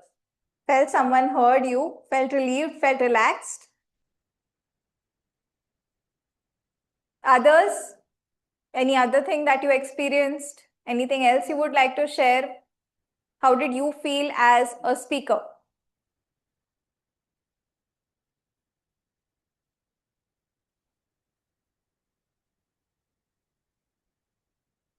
Yes. Speaker, like you said, the opposite actually, much better. It was a bit heavier after some exam. Okay. Yeah. Sometimes that space does not feel lighter as if you have let off a load, but it feels like, oh my God, I've said it out loud. Now what? Possible. And as a listener, because my earlier instruction was not to give any advice, I'm hoping you guys all followed it, but was it difficult to not give an advice? Did you find yourself purposely telling yourself that, okay, I don't have to give any advice here, I just need to listen? Not case, not give advice. Mm-hmm. Not case, but said that the person who shared a problem is a sick person. She's having low blood pressure. She's having problems. She's having fever. And she's the coordinator of this program. And yet she has come. So we did not have advice. We empathized with her. We appreciated her. A big hand for madam.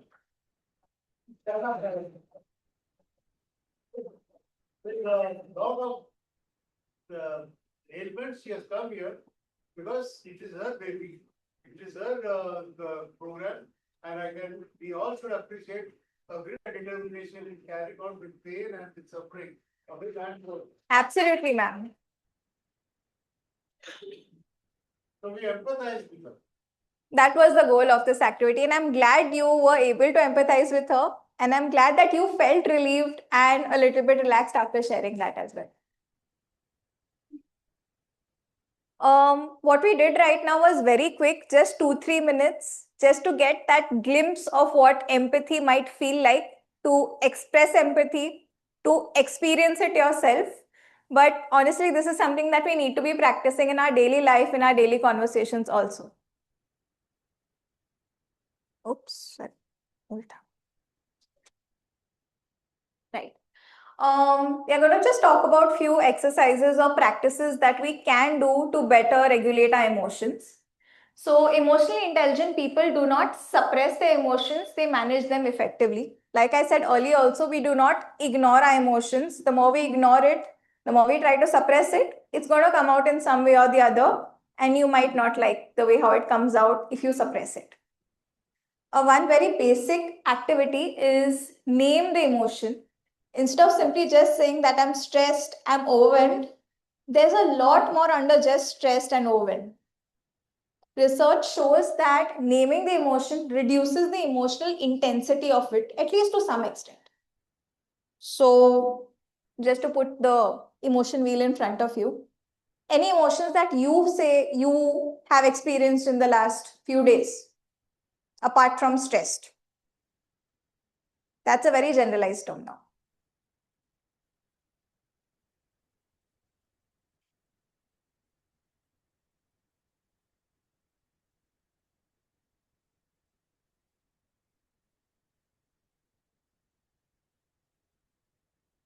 Last night I felt annoyance. Today morning it was little apprehension. At the same time joy. Others?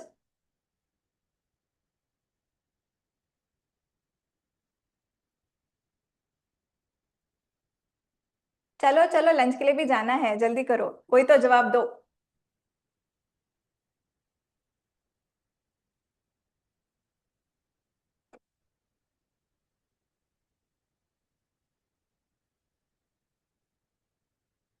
Joy. Joy? Okay. Anyone else?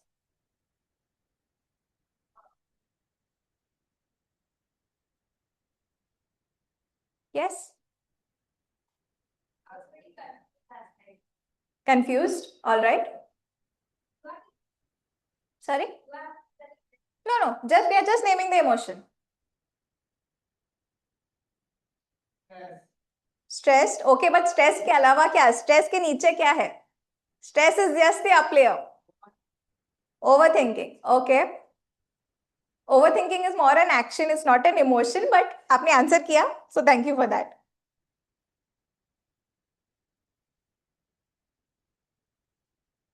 All right, moving ahead. The pause or stop technique. Any of you, before I try to explain or say what this is, any of you want to give it a try?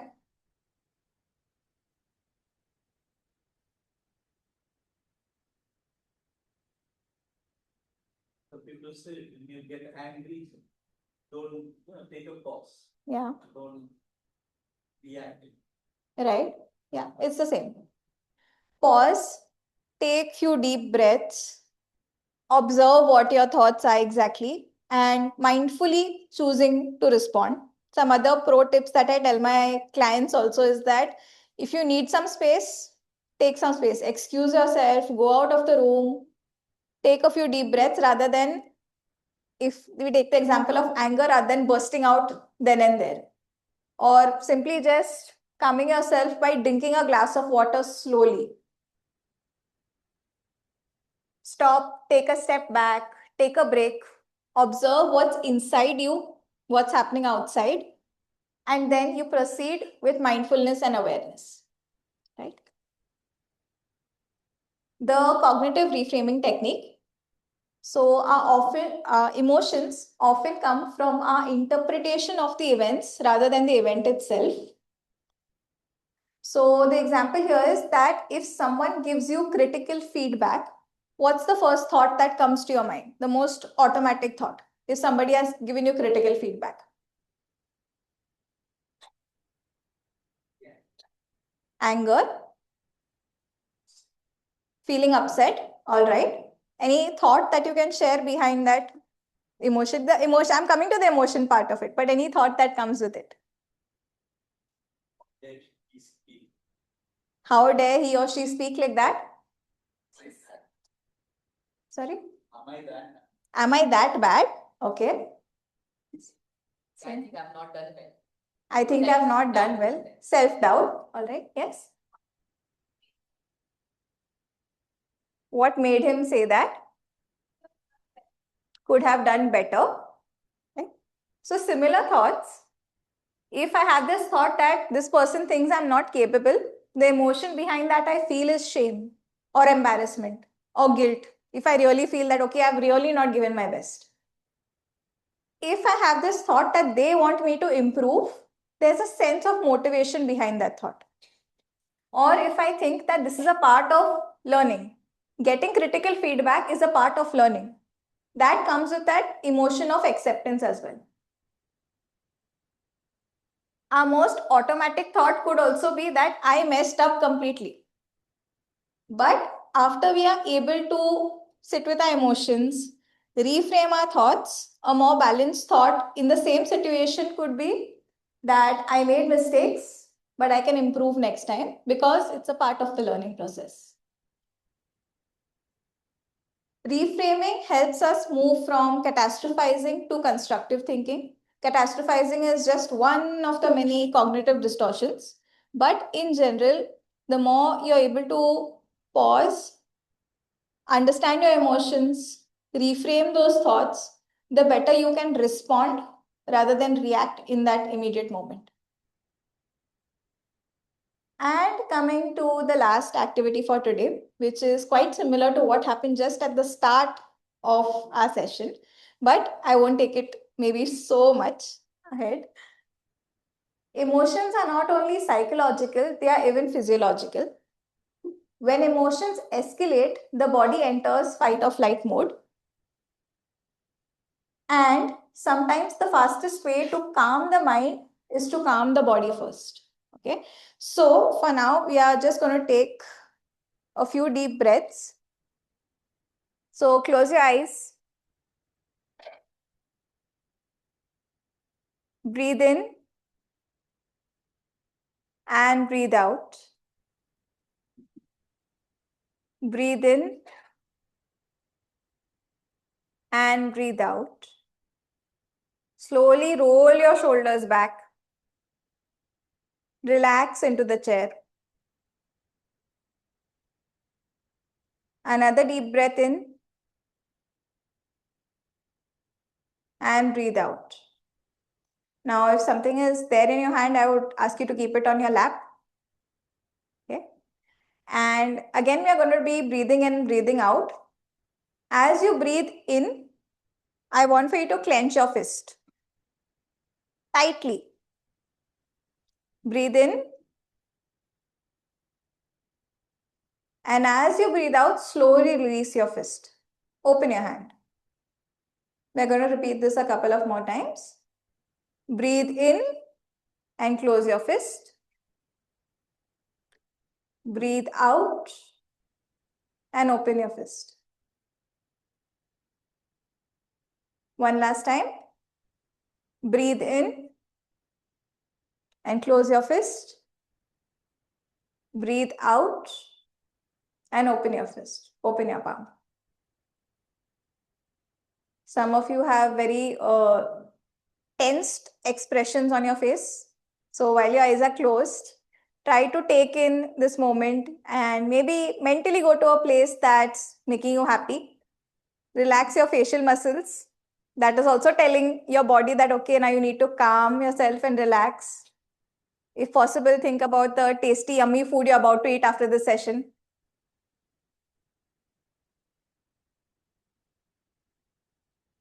Take your palms together and rub them to create a little bit of heat.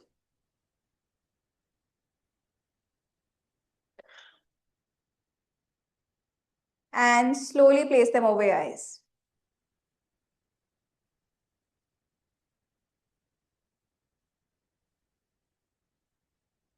If you are comfortable and want to take this a step further, please stand up from your chairs and stretch your hands up.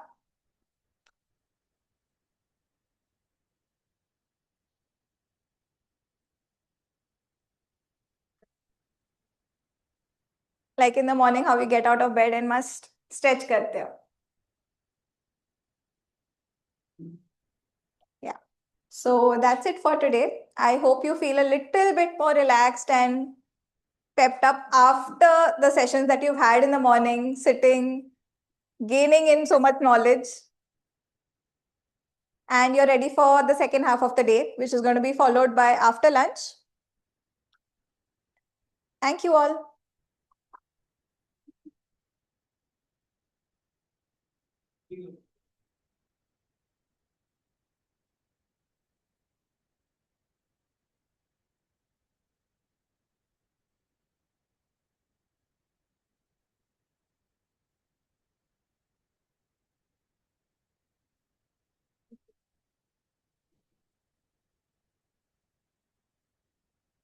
Thank you, ma'am. On behalf of everyone present here today, I would like to sincerely thank our esteemed speaker, Mrs. Nishita Vaswani, for conducting such an engaging activity-based workshop on emotional intelligence.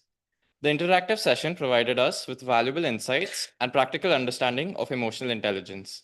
We sincerely appreciate your time and effort. Thank you, ma'am.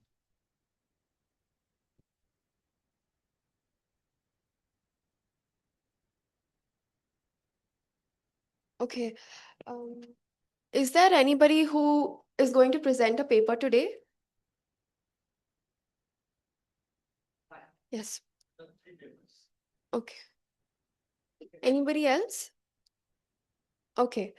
We will now have the paper presentations. I request Dr. M.D. Lawrence to kindly moderate the paper presentation session. I now invite Ashlyn to take over. First we'll start with James. So what is her name? James. James is presenting. Yesterday, like I released it. Who's presenting first? What is her name? James is presenting. David only handled the names. Before we begin the paper presentations, I would like to invite Mr. James Selvaraj to present his paper.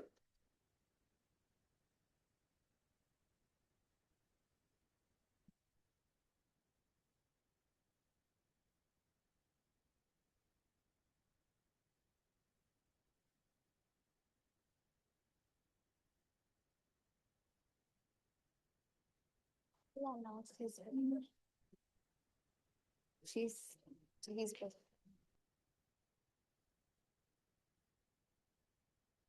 Sorry?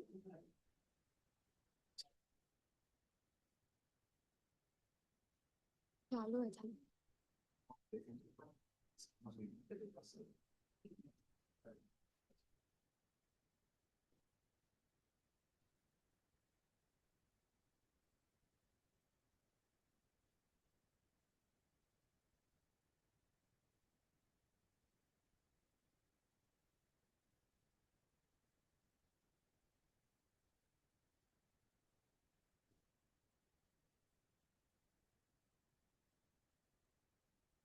Will do na? So good afternoon. Good afternoon, everyone. This paper is mostly the work done by Dr. Purabi Barali from Guwahati University. Today is her election duty, the state elections there. So she is not able to be present here. So I will present the papers and explain whatever it is. Then we will look into if there is anything. Now the paper, if you look at some basic literature review, will not go into much detail. There are studies already, they have talked about the role of emotional intelligence and in academic success. And there are also studies that find that the emotional intelligence is strongly associated with dimensions of success in life, etc. So these are already established. We are not going to establish this at present in this paper. Also, there are studies that said that emotions and emotional factors have a crucial role in students' personality and academic life. So these are like assumptions already taken that papers have been presented on this. Now coming to the present study, it deals with three important aspects where it is focused on. There are studies which are showing that there is no significant difference in gender, locality, and level of the course of study when it comes to male and females. That is the gender disparity. So the studies have shown that there is no significant difference. That means they are equal, male and female. There are contradictory other sets of study. The other sets of study says female students score higher than male. So females are greater than males in emotional intelligence. So these are the studies that have established this fact. There are third sets of argument which says males have greater emotional intelligence than females. So we have three possibilities. Either they are equal, or this says female is more, or this set of studies says male is more. So now we have to find out which one way to shall we go. So this particular study presented by or made by Dr. Purabhi Barali focus on these objectives to see if there is any significant difference between male and female students in emotional intelligence achievements. Second, it also looks at if there is any difference in age groups of 18 to 30, young adults, those who have just become adults. And the third aspect is to see in which emotional intelligence area the students are either strong, yeah, vice versa, they are weak. So now, based on this objective, the methodology is basically primary data. So this is the primary data collection, not based on secondary sources. Secondary sources are taken only for theoretical background. Use the Coleman's model for questionnaire, etc. Statistical tool is used, basically t-test to check the hypothesis, and the ANOVA for a 3 variable comparison. Study of area is Assam, Guwahati city, and student population is undergraduate, postgraduate and competitive exam preparation students. So now let's straight away coming to the findings. Now using the Coleman Cup 5 areas what we discussed, the areas are self-awareness, etc. If you find here what the study says that in self-awareness their scores are quite good, 36, which means area of strength. So students are found to be quite strong in self-awareness. Managing emotions, they are not that strong, so that needs attention. Motivating oneself also, they are not very strong, so lack of motivation, so that also needs attention. Empathy, students are quite strong. There if you see here, females are scoring more than males. So the gender disparity comes there. Also, if you look at the social skill, females are 35, males are 34, females are scoring more. Self-awareness also, females are scoring more. Otherwise, there is not much difference here. Okay, this is the general findings of the study, which gives you the basic information. Now, if you look at the area by area, the 5 area, 50 questions are used for that. So this shows the t-test between male and female for self-awareness. As I already told you, in self-awareness, females score more than males. Okay, and both males and females are strong in self-awareness. Okay. Second, it is the managing emotions. If you find that, this is the female male, the p-value scores are given here. If you find here no significant difference, that means we are saying gender equality is there. There is not much of difference. The next one, motivating self also, the study does not find any significant difference in most of it, except 1 and 2 and 3 indicators. But average, we are saying male and female are equal in emotional intelligence. The next one, empathy, if you find no significant difference in most of it except these two. That is I am excellent at empathizing with someone, where the female score is more. Females seem to be more empathetic. And here also female score is more. They are seeming to have more score achieved here. And the last one, social skill also, there is no significant difference between male and female, except one indicator or two. So what the study generally finds, there is no significant difference between male and female students, young adults, in these 5 broader areas, but there is some difference in some indicators. But in general, what the study says, some areas the females are strong. I repeat once again, self-awareness, you see the female has more score. Here empathy also female has more score. Social skill also female has little more score. But these two, the females are really outscoring the males. So this is the overall findings of the study. Since there's a time shortage, we try to give you in a nutshell what this particular study has found out. Okay, so that's it. So we'll not consume more time on this particular study. Okay, so Dr. Purabhi Barali's unfortunately not able to come online to answer anything on election duty, government duty. So with that, her paper we conclude here.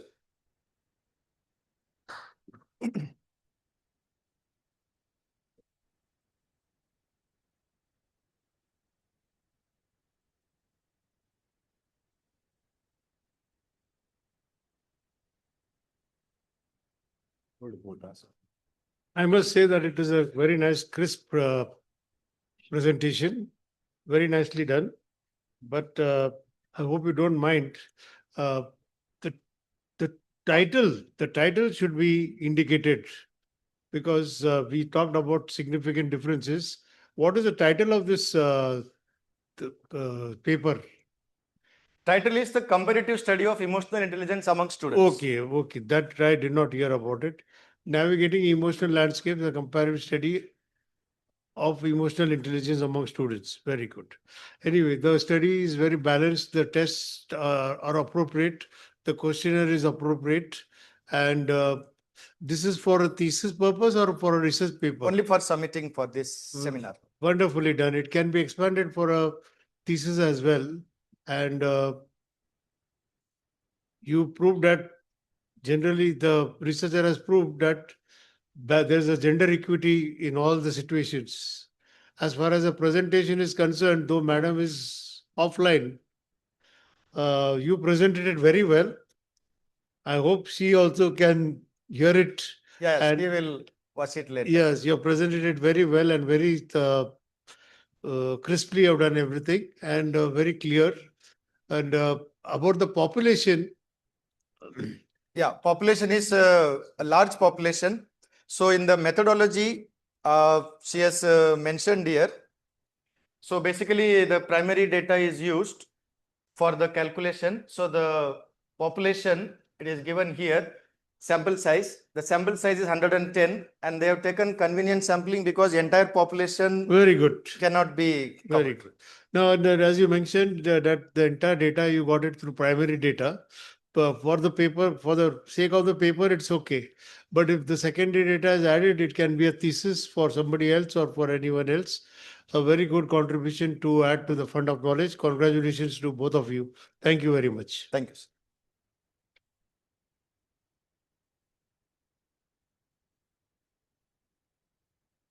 Thank you, sir. I invite Mr. James Selvaraj to moderate the following paper presentation along with Dr. M.D. Lawrence. Before we begin with the paper presentation, a quick note on the timing and structure of the paper presentation.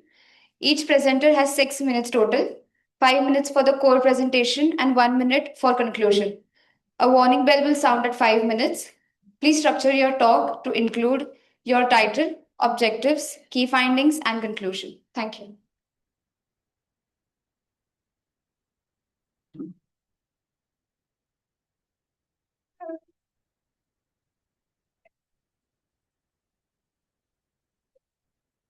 So the next paper will be presented by Dr. Vidyavati and Dr. Shaji Joseph. So please come forward.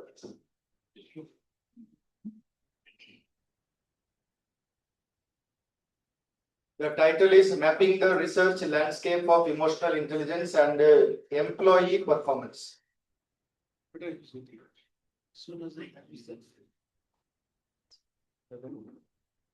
So what is it? Mapping the emotional.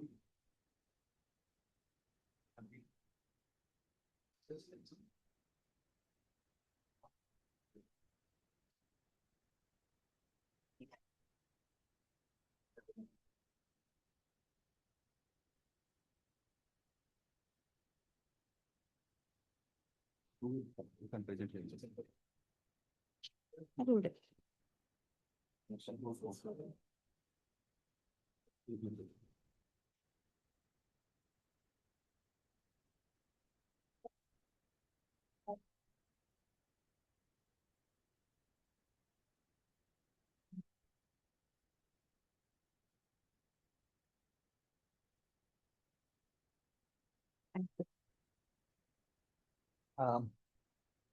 This is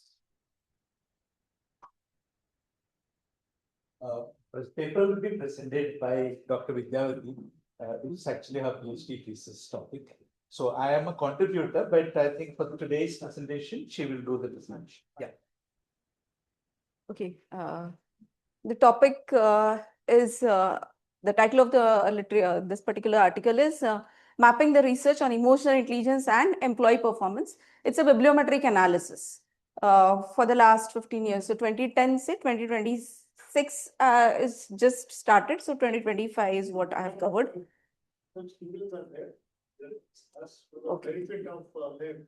Can you explain what is the meaning of bibliometrical analysis?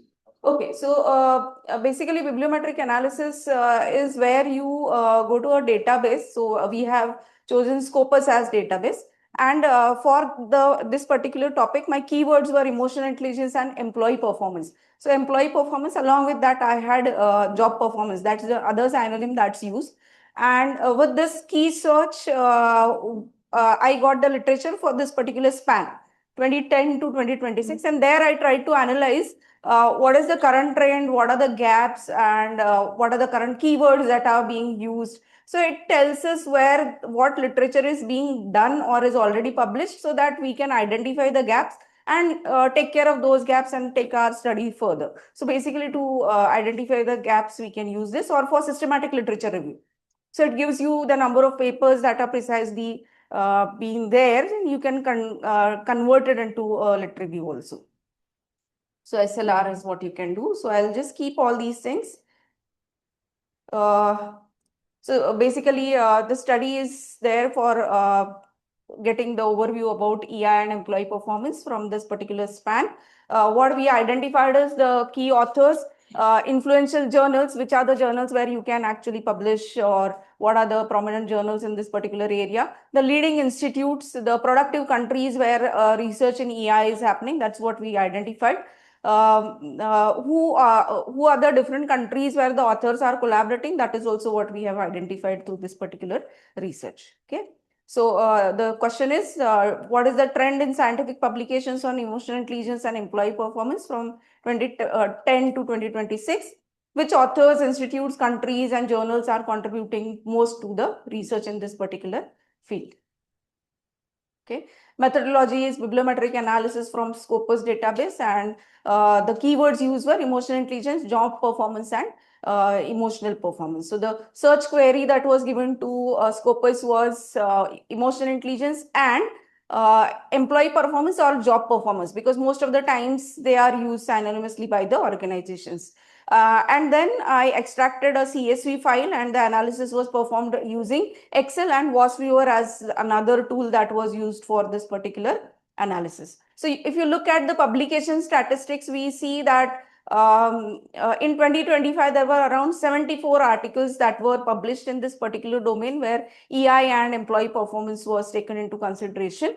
And this is, if you look at the trends, you'll see that in 2010, the publications were around 8, while it dipped in 2021. So that was the COVID time where organizations were busy doing or doing other things. But then again in 2025, we see that there was a surge. So that means people are, again, the organizations have shifted back to taking this, considering this as one of the important factors in organization. If you look at India, in this particular span, there were 85 articles from India. So we have actually, if you look at the earlier stages, the publication was little less, but now we have crossed the publications, even US is what we have crossed. So this is the publication statistics if we look at how the countries are. So the top 10 countries contributing to the research when it comes to emotional intelligence. These are some of the authors who were cited most. So most of the articles you'll find that Pentresi, Humphrey, and all, they were cited by the authors, one of the most cited authors. When we look at the keywords that the authors use, you'll find that along with emotional intelligence, employee performance, job satisfaction, organizational citizenship behavior, organizational commitment. So these are the keywords that were used, that also tells us that these are the areas in which the research is happening. So these are the other key terms that we can use or think of when it comes to the research. Most of the subject areas, if we look at the business management is the area where most of the research happened. And then it was social sciences where the research took place. The most cited article was this, where the citations were around 1246. These are the collaborations that had happened. So India collaborating with others. So all country-wise collaboration is there. If we specifically look at India, we see that Indian authors collaborated with Malaysian, Australian, UK, Saudi, Bahrain, Sri Lanka, and Spain. Most of the collaborations were with these particular authors that has happened. So if we look at all these and identify the gap, I found out that cross-cultural studies have not been done much, specifically in this particular area, and even with emerging technologies that has not been done. So if we look at our artificial intelligence, emotional intelligence, and the employee performance and all, these are the areas where we can actually work or take the emotional intelligence studies further. And so this is the growing area. Most of the studies are in this particular domain, management and organizational research. And the scope for study is in IT, engineering, healthcare, and environmental sciences. Okay, so that's what I had. These are the practical implications. Can you explain? Okay, so the practical implications of this study are that we can integrate this in the organization as part of your recruitment. Also, organization should look at this particular factor, because if the organizations want to sustain, if they have emotionally intelligent people, that would help them. They should also have it as part of the training. So maybe they have it as part of recruitment, but if they miss there, then at least they should train their employees so that the employees can communicate well, they are empathetic, and they will be able to manage the conflicts in the work environment in a better way. And EI-based leadership development is one thing that organizations need to look at. Yes. Both of you have done a good job. Thank you. I would like to know that why both of you got motivated to join this topic.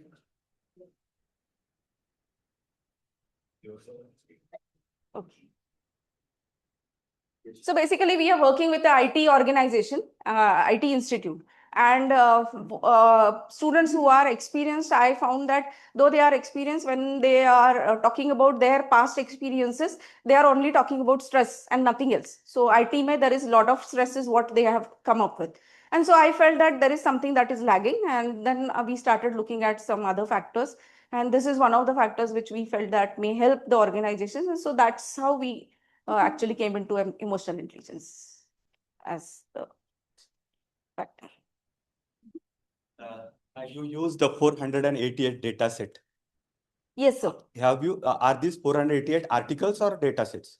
No. 488 articles. So these research articles are very less, ma'am, I think, according to me, because in the bibliographic analysis, bibliometric study, if you are using the Scopus database or Web of Science database, you will get ample of research article on emotional intelligence. Yes. Just now, if you give the string, you will get more than 2,000, 5,000. So you are not given the string also, how you reduce that to it's the very emotional paper, intelligence. actually, I did not add But it here. see the string which you use, the emotional, because if it goes to any expert in the bibliometric analysis, it is a chances to reject it. I'm telling you, the thesis. I don't know what is the situation of your thesis. No, this is one thing. text-based. One thing. This is the software which you use is Viewer. It's only a 10 minutes work to give these types of images. Okay, now everyone knows this.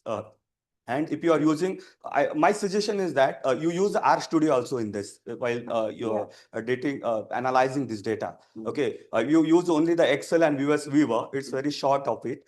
And in the data sets also, if, it will be very reduced work. Means like nowadays, most of the time, the bibliometric analysis work has been rejected. I observed, I was in the committee of a university, and so many studies have come on the different types of subjects.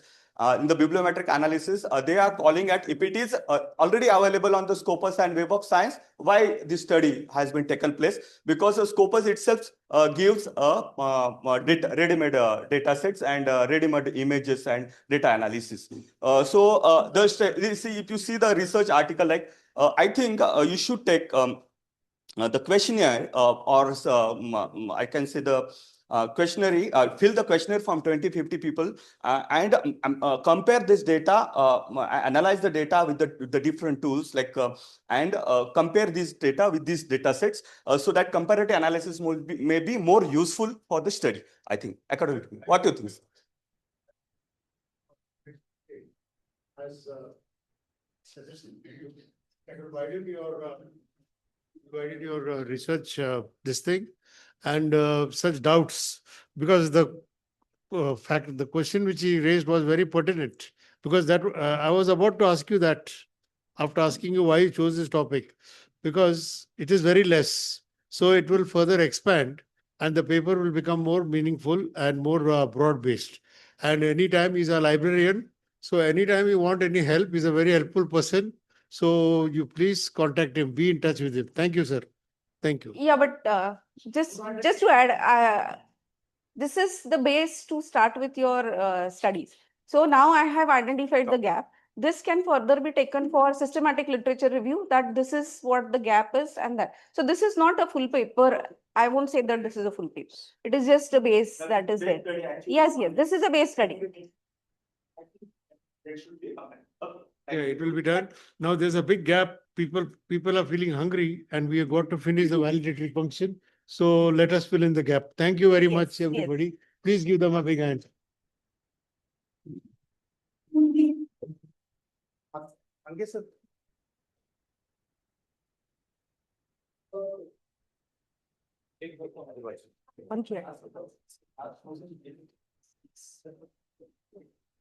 Thank you.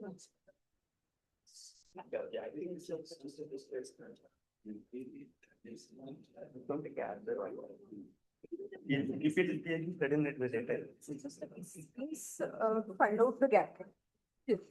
What more can be done in this particular area? Find out where.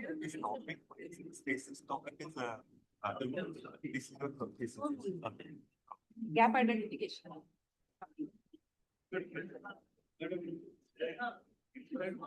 Look at sir. Yes. No. Take a thing. What is that?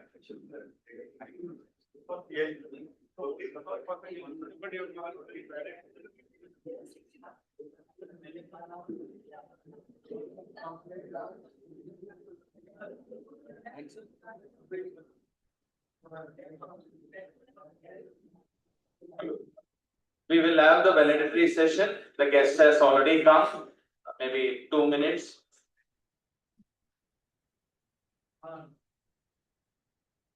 And during the validity session, we will conclude our seminars. We will not have session in the afternoon. Yes, sir has come.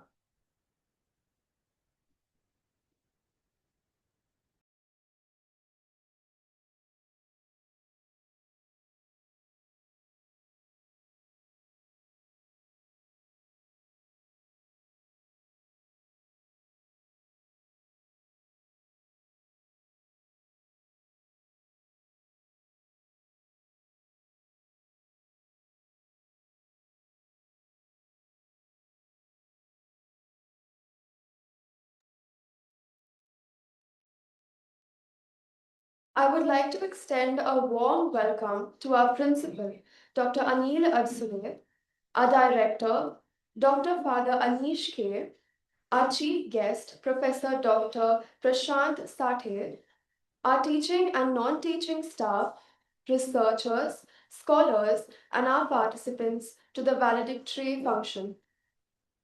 I would like to invite Dr. Gilby John, the IQAC coordinator, to deliver the concluding remarks.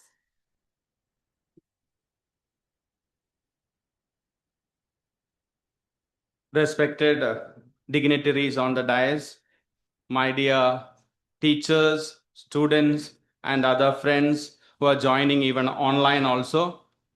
I just wanted to give you a brief about what happened in last 2 days. We began with inaugural session and we had 4 technical sessions by Dr. Sanil, Dr. Job, Dr. Tony, and Mr. James, reflecting on various aspects of EI. Then day 2, we had Mr. Hector, Mr. Clifford Paul, and Mrs. Nishida again reflected on various aspects of EI and practical inputs on EI. And we had a few presentations on the first day and few presentations on the second day. We had around 250 plus participants. One given time, we had 148 to 160 online participants and around 100 offline participants were there.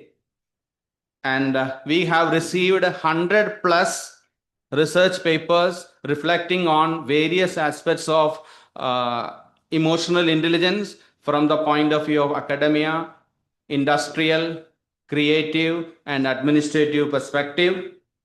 We have representations from around 12 states, from the south, from the northeast, and from north.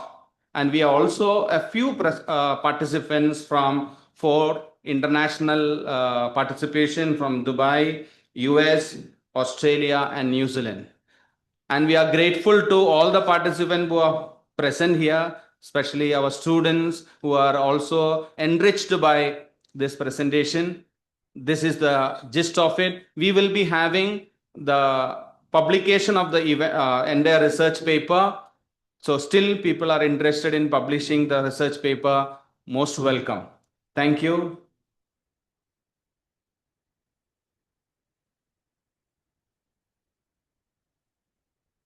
Thank you, sir.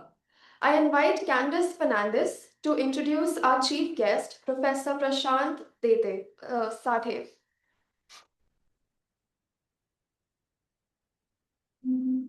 It is my great honor and privilege to introduce our esteemed chief guest for today's national seminar, Dr. Prashant V. Sathe, a distinguished academician, accomplished researcher, and an inspiring mentor whose contribution to commerce education and research are truly notable.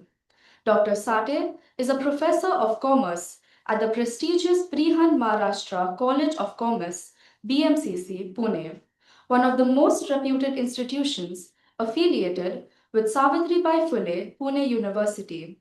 With an impressive academic background comprising of MCom, MPhil, PhD, and SET qualifications, he represents a rare combination of academic excellence, intellectual rigor, and scholarly dedication.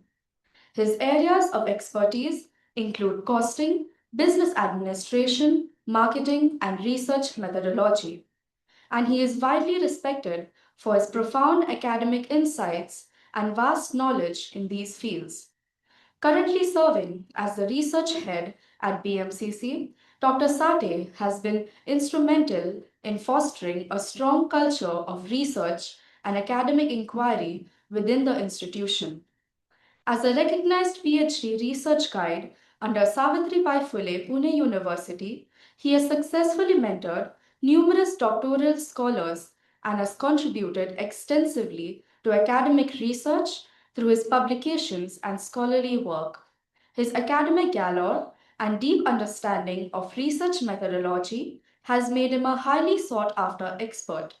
He is frequently invited by colleges and universities across Pune, Ahmednagar, Nasik, and other regions to provide guidance, share expertise, and contribute to academic development. Dr. Sathe has also held several prestigious academic positions, serving as chairman and member of various important committees within the university, thereby contributing significantly to academic governance and policy. Yet, beyond these remarkable achievements, what truly distinguishes Dr. Sathe is his simplicity, humility, and gracious personality. Despite his vast accomplishments and respected stature in academia, he remains exceptionally approachable, grounded, and always willing to guide and support institutions, colleagues, and research scholars. Many institutions, including ours, have benefited immensely from his generosity of knowledge and his readiness to help whenever called upon. His personality reflects the finest ideals of a true educator. Intellectual brilliance combined with humility, leadership blended with simplicity, and scholarship guided by a genuine commitment to education and mentorship.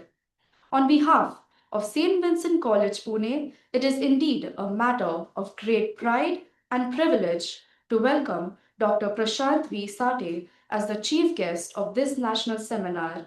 We are deeply honored by his gracious presence and look forward to gaining valuable insights from his vast experience and wisdom. Ladies and gentlemen, please help me in extending a warm and respectful welcome to Dr. Prashant V. Sate. I request our principal, Dr. Anil Atsule, and our director, Father Dr. Anish K, to kindly present Professor Prashant Sate with a token of our appreciation.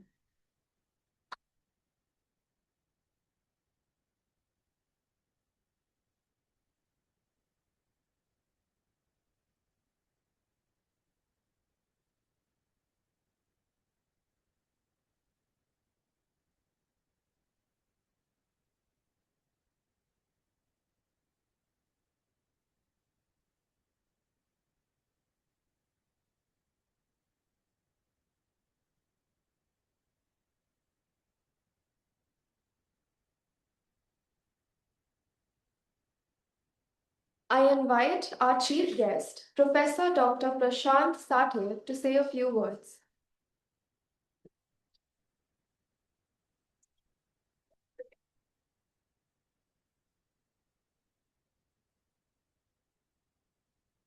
Namaste.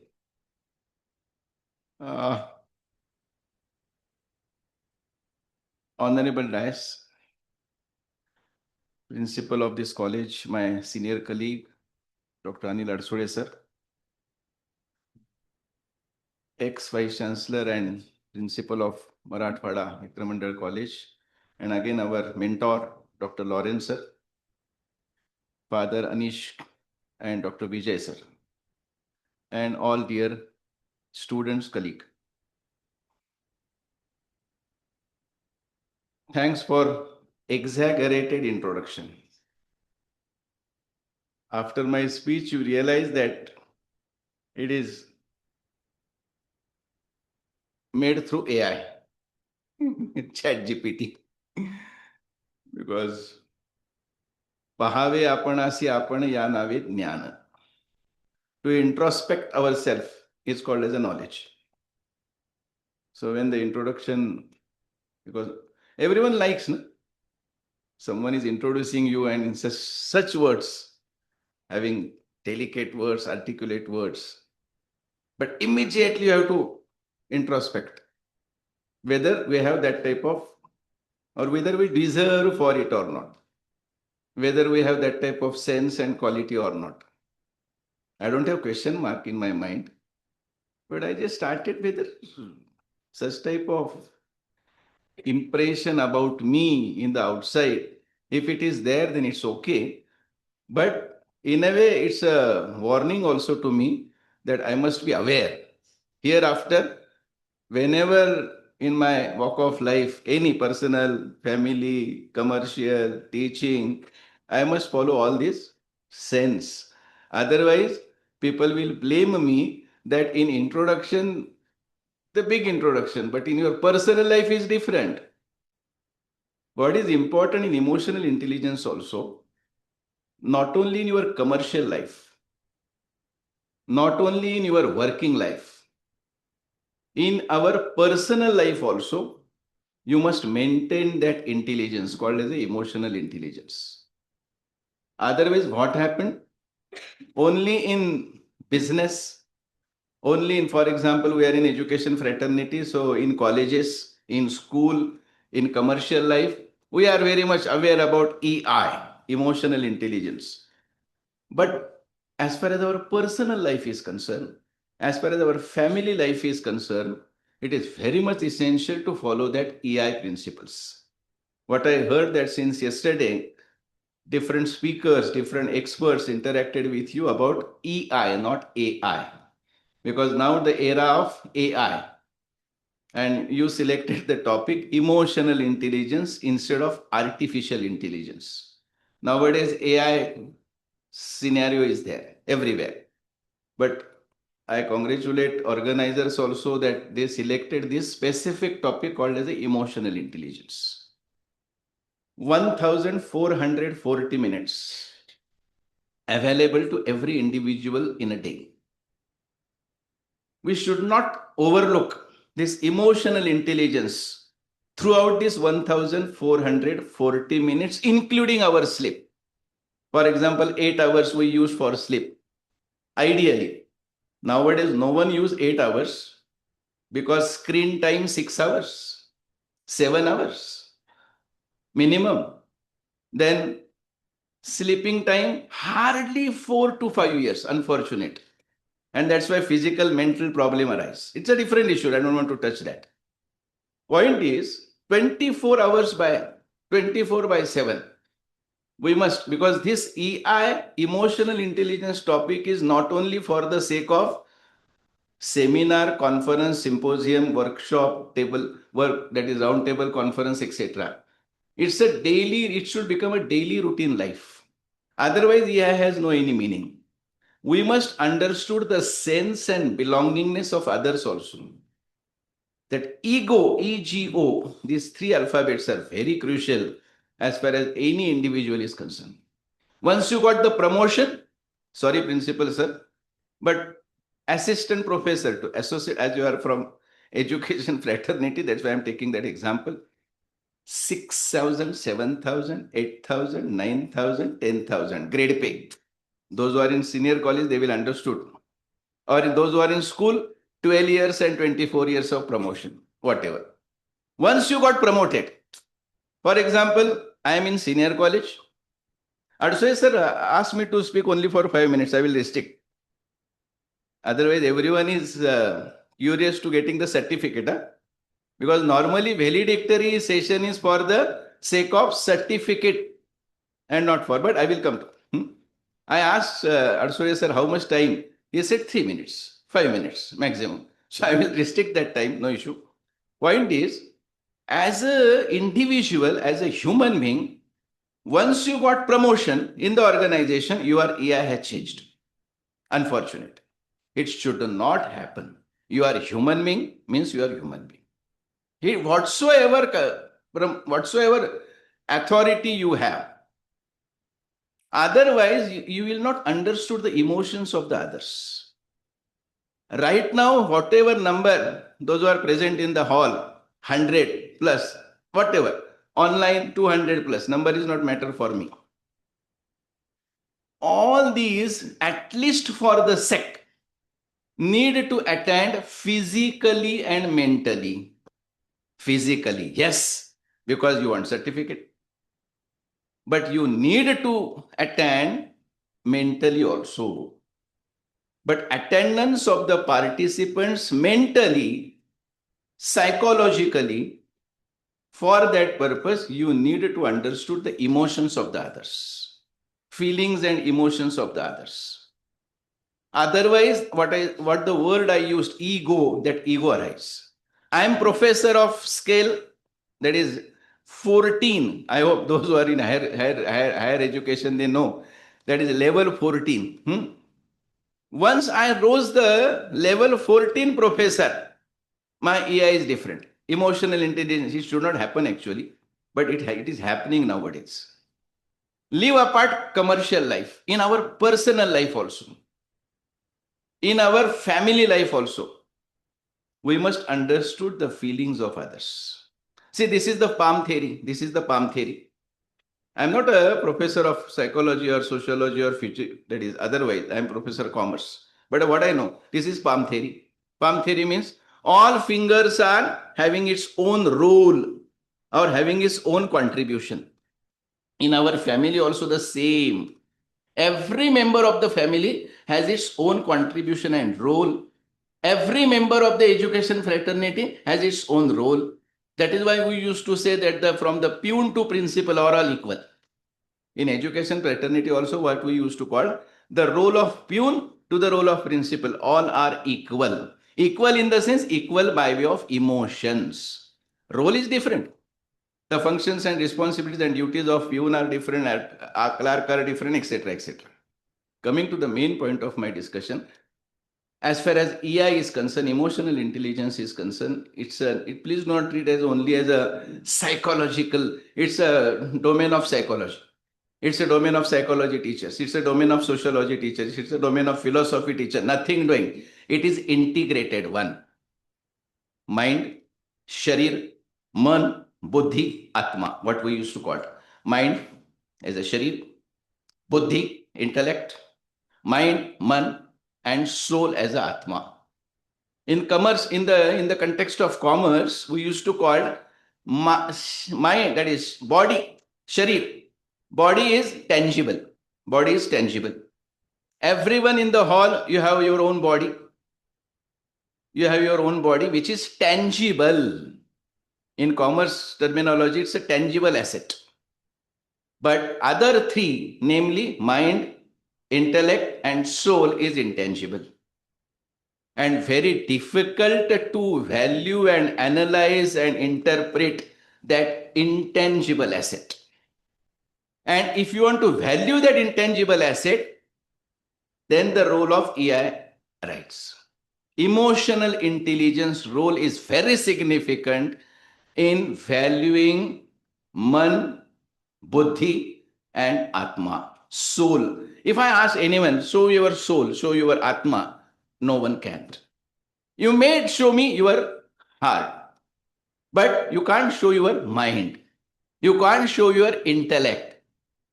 For example, students, they may brief themselves that my intellect is 7.6 CGPA, 9.7 CGPA, means it's my intellect. No, it's a CGPA.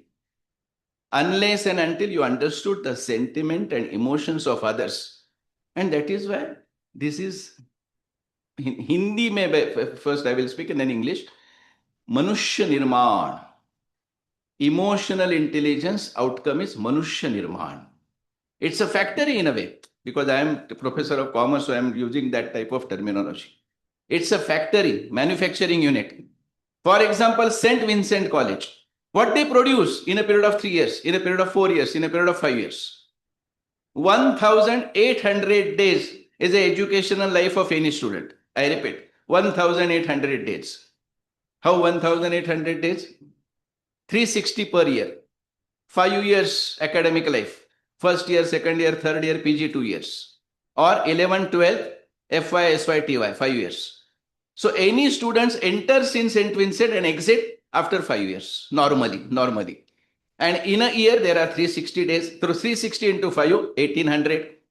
Out of that 1,800, 900 days academic, 600 days vacation, and 300 days examination. Once any student entered in the college mold his personality within 900 days as academic days. So during these 900 days, during vacation stands for summer vacation, Diwali vacation, or whatever, Sunday, national holidays, whatever. Concept of EI, contribution of this emotional intelligence is 24/7. Not only restricted only for examination and seminar and conference, etc. Please. Otherwise, you can't evaluate your mind. It's very tough to analyze the mind. As I quote one example. All of you are here physically, as I said earlier also.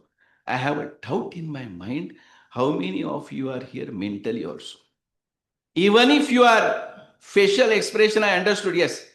But someone may have such type of impression, sir, now it's too much, too late. Please conclude. But your facial expression, please go in, please, because you want certificate. See, man is a hypocrite animal, to be frank. Man is a hypocrite animal. Hypocrisy is every now and then, every. Her or his facial expression is different. I'm not creating conflicts in between and among us, but his facial expressions is different. For example, Arswari said namaste, namaste. When I said namaste, but in my mind, so or whatever. But my words, very articulate word, namaste. But in my mind, haram, sorry, whatever. Sorry. Professor also, sir, good morning, good morning. Good morning means just for the set. Otherwise, inside, this is mind. If you understood the emotion, if you understood the feelings of others, then the relation, it's a relationship management. Understood EI means a relationship management to develop the relation. Right now, she introduced me. I don't know who gave her that text, whosoever. It is good that you clap and okay, photo. Tomorrow there will be news. Leave it. That type of publicity is just for the sake. In your absence, if someone appreciates you, then and then only your relations are there. Otherwise, it's just a formality and compliance. Good one that you introduced me. But in my absence also, if you have such type of feelings, then you have that type of sense. Otherwise, just a formality. And please, in commercial world, family world, corporate world, education, different type of classes or different types of world we are facing in a 24 hours. 24/7, we must follow these emotions. And it is not so easy. For that purpose, you must have practice. We used to say that this since beginning is not since beginning. You have to have changed yourself because you are a social animal. You can't live alone because man, as I said, hypocrite animal, the same man is a social animal. He can't live alone. For example, if you have ornaments, ladies particularly, and asked to went at any hill, no one will accept. Because no one will see that ornaments. No? Because why you are wearing? Because someone says it's a good one. But wearing it and close it. I will lock the room, but inside you have 1 kg gold. Wear it. But no one will say, no, we want duplicate jewelry. No issue. But someone will say, this is obvious tendency of human being. So why we work in our commercial life, in our spiritual life, even in spiritual life, even in our spiritual life, we want that someone should see our spirit. No? See, actually, it is a personal one. It's a personal one. But now marketing is there of our spiritual life also. I don't want to make it. Coming to the point, sir, that is, he asked me 5 minutes. Otherwise, he will give a memo also after, because the principal, he has a right. He will give me memo. He said only 5 minutes.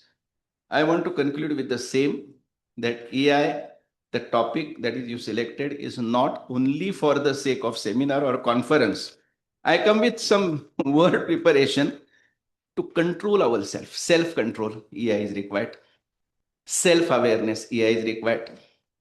Better communication. I am communicating with you, na? With the help of one of the element EI, not necessarily only EI. But communication is must. Marathi में असं म्हणतात, ये हृदयीचे ते हृदयी घातले. ज्ञानेश्वर महाराजांनी अतिशय उत्तम सांगितलेलं आहे. ये from this heart to that heart, not heart, mind. This mind to that mind. And it is not so easy to have a communication. Otherwise, communication process very simple. Those are from commerce center and receiver, and there are 5 steps. No. Unless and until you have that type of sense. Your gestures and postures and words and pronunciation and language, everything is, everyone is contributing. Then handling stress and challenges, EI is required. Particularly for principals and management, they need that EI sense. Otherwise, every now and then staff went over there. 4th year, what to do? For example, those who are in higher education, whatever. So then personal and professional life. These are not too different. You need to integrate. Otherwise, we are good in professional life. But what about personal life? Question mark. Or vice versa. We are good in personal life, but what about professional life? So that integration needs to be there. Otherwise, what happened? All of you are sincere. But if I ask this question to your parents, it is for students, not. If I ask this to the parents, oh, your son is very sincere and honest in the class. They get confused. Sincere, honest in the class? Then why and not personal life, family life? So personal life, professional life, and building strong relationship. Why EI is required? EI is required to develop strong relationship in between and among. It is not only for the sake of, again and again I'm repeating the same, for conference. Through this conference, at least you understood what is EI. But try to maintain the principles, what the topics you learned during these 2 days. Please make it throughout through your life so that you will build the relation even after 10 years, 5 years, 20 years. If you come across, then, yes, he is a man, he or she. You remember that, yes, because her or his intelligence, emotional intelligence is very intact. So thanks for giving me an opportunity, and sorry for I not obey the order of principal about time. He said only 5 minutes, but I spent 10 minutes. Again, I express thanks to the organizer for inviting me. I am actually not a man of psychology or sociology or philosophy or etc. I am from commerce. But what I feel, dharma, artha, kama, moksha, sharir, man, buddhi, atma, you need to integrate this. If you do it, then and only you will be in a position to handle emotional intelligence in a way. Thank you.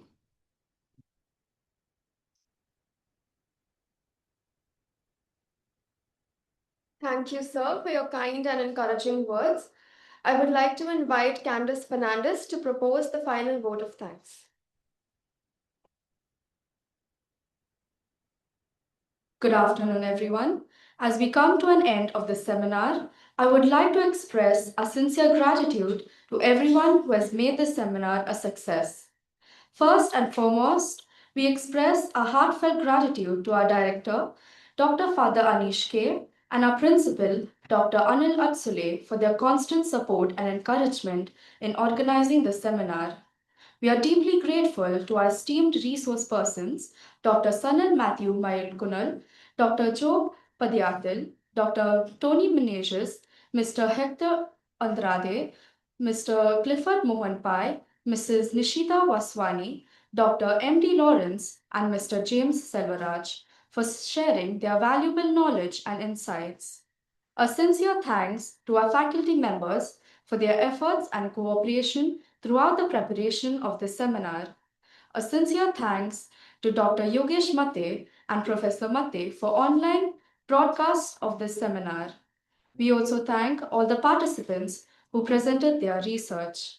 Your hard work added great value to the seminar. We are deeply grateful to Savitribai Phule Pune University for generously sponsoring this seminar. Their financial support and encouragement made the seminar possible. We would like to thank Dr. Gilby John and Mrs. Rupali Navle for their tireless efforts, dedication, and hard work in organizing this event. Our sincere appreciation also goes to the administrative staff, non-teaching staff, and the technical team for their support in ensuring the smooth conduct of this seminar. Our thanks also goes to all the members of the organizing committee and volunteers who worked behind the scenes to ensure that the seminar ran smoothly. Last but not the least, we thank all the participants for your presence and active participation. We hope the seminar has been a meaningful and enriching experience for each one of you. Thank you.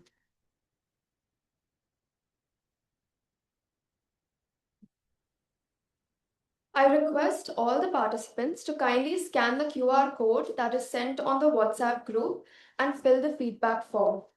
Kindly collect your certificates from the registration desk on the ground floor. Lunch has been arranged for all the participants. You are requested to proceed to the dining area after filling the feedback form.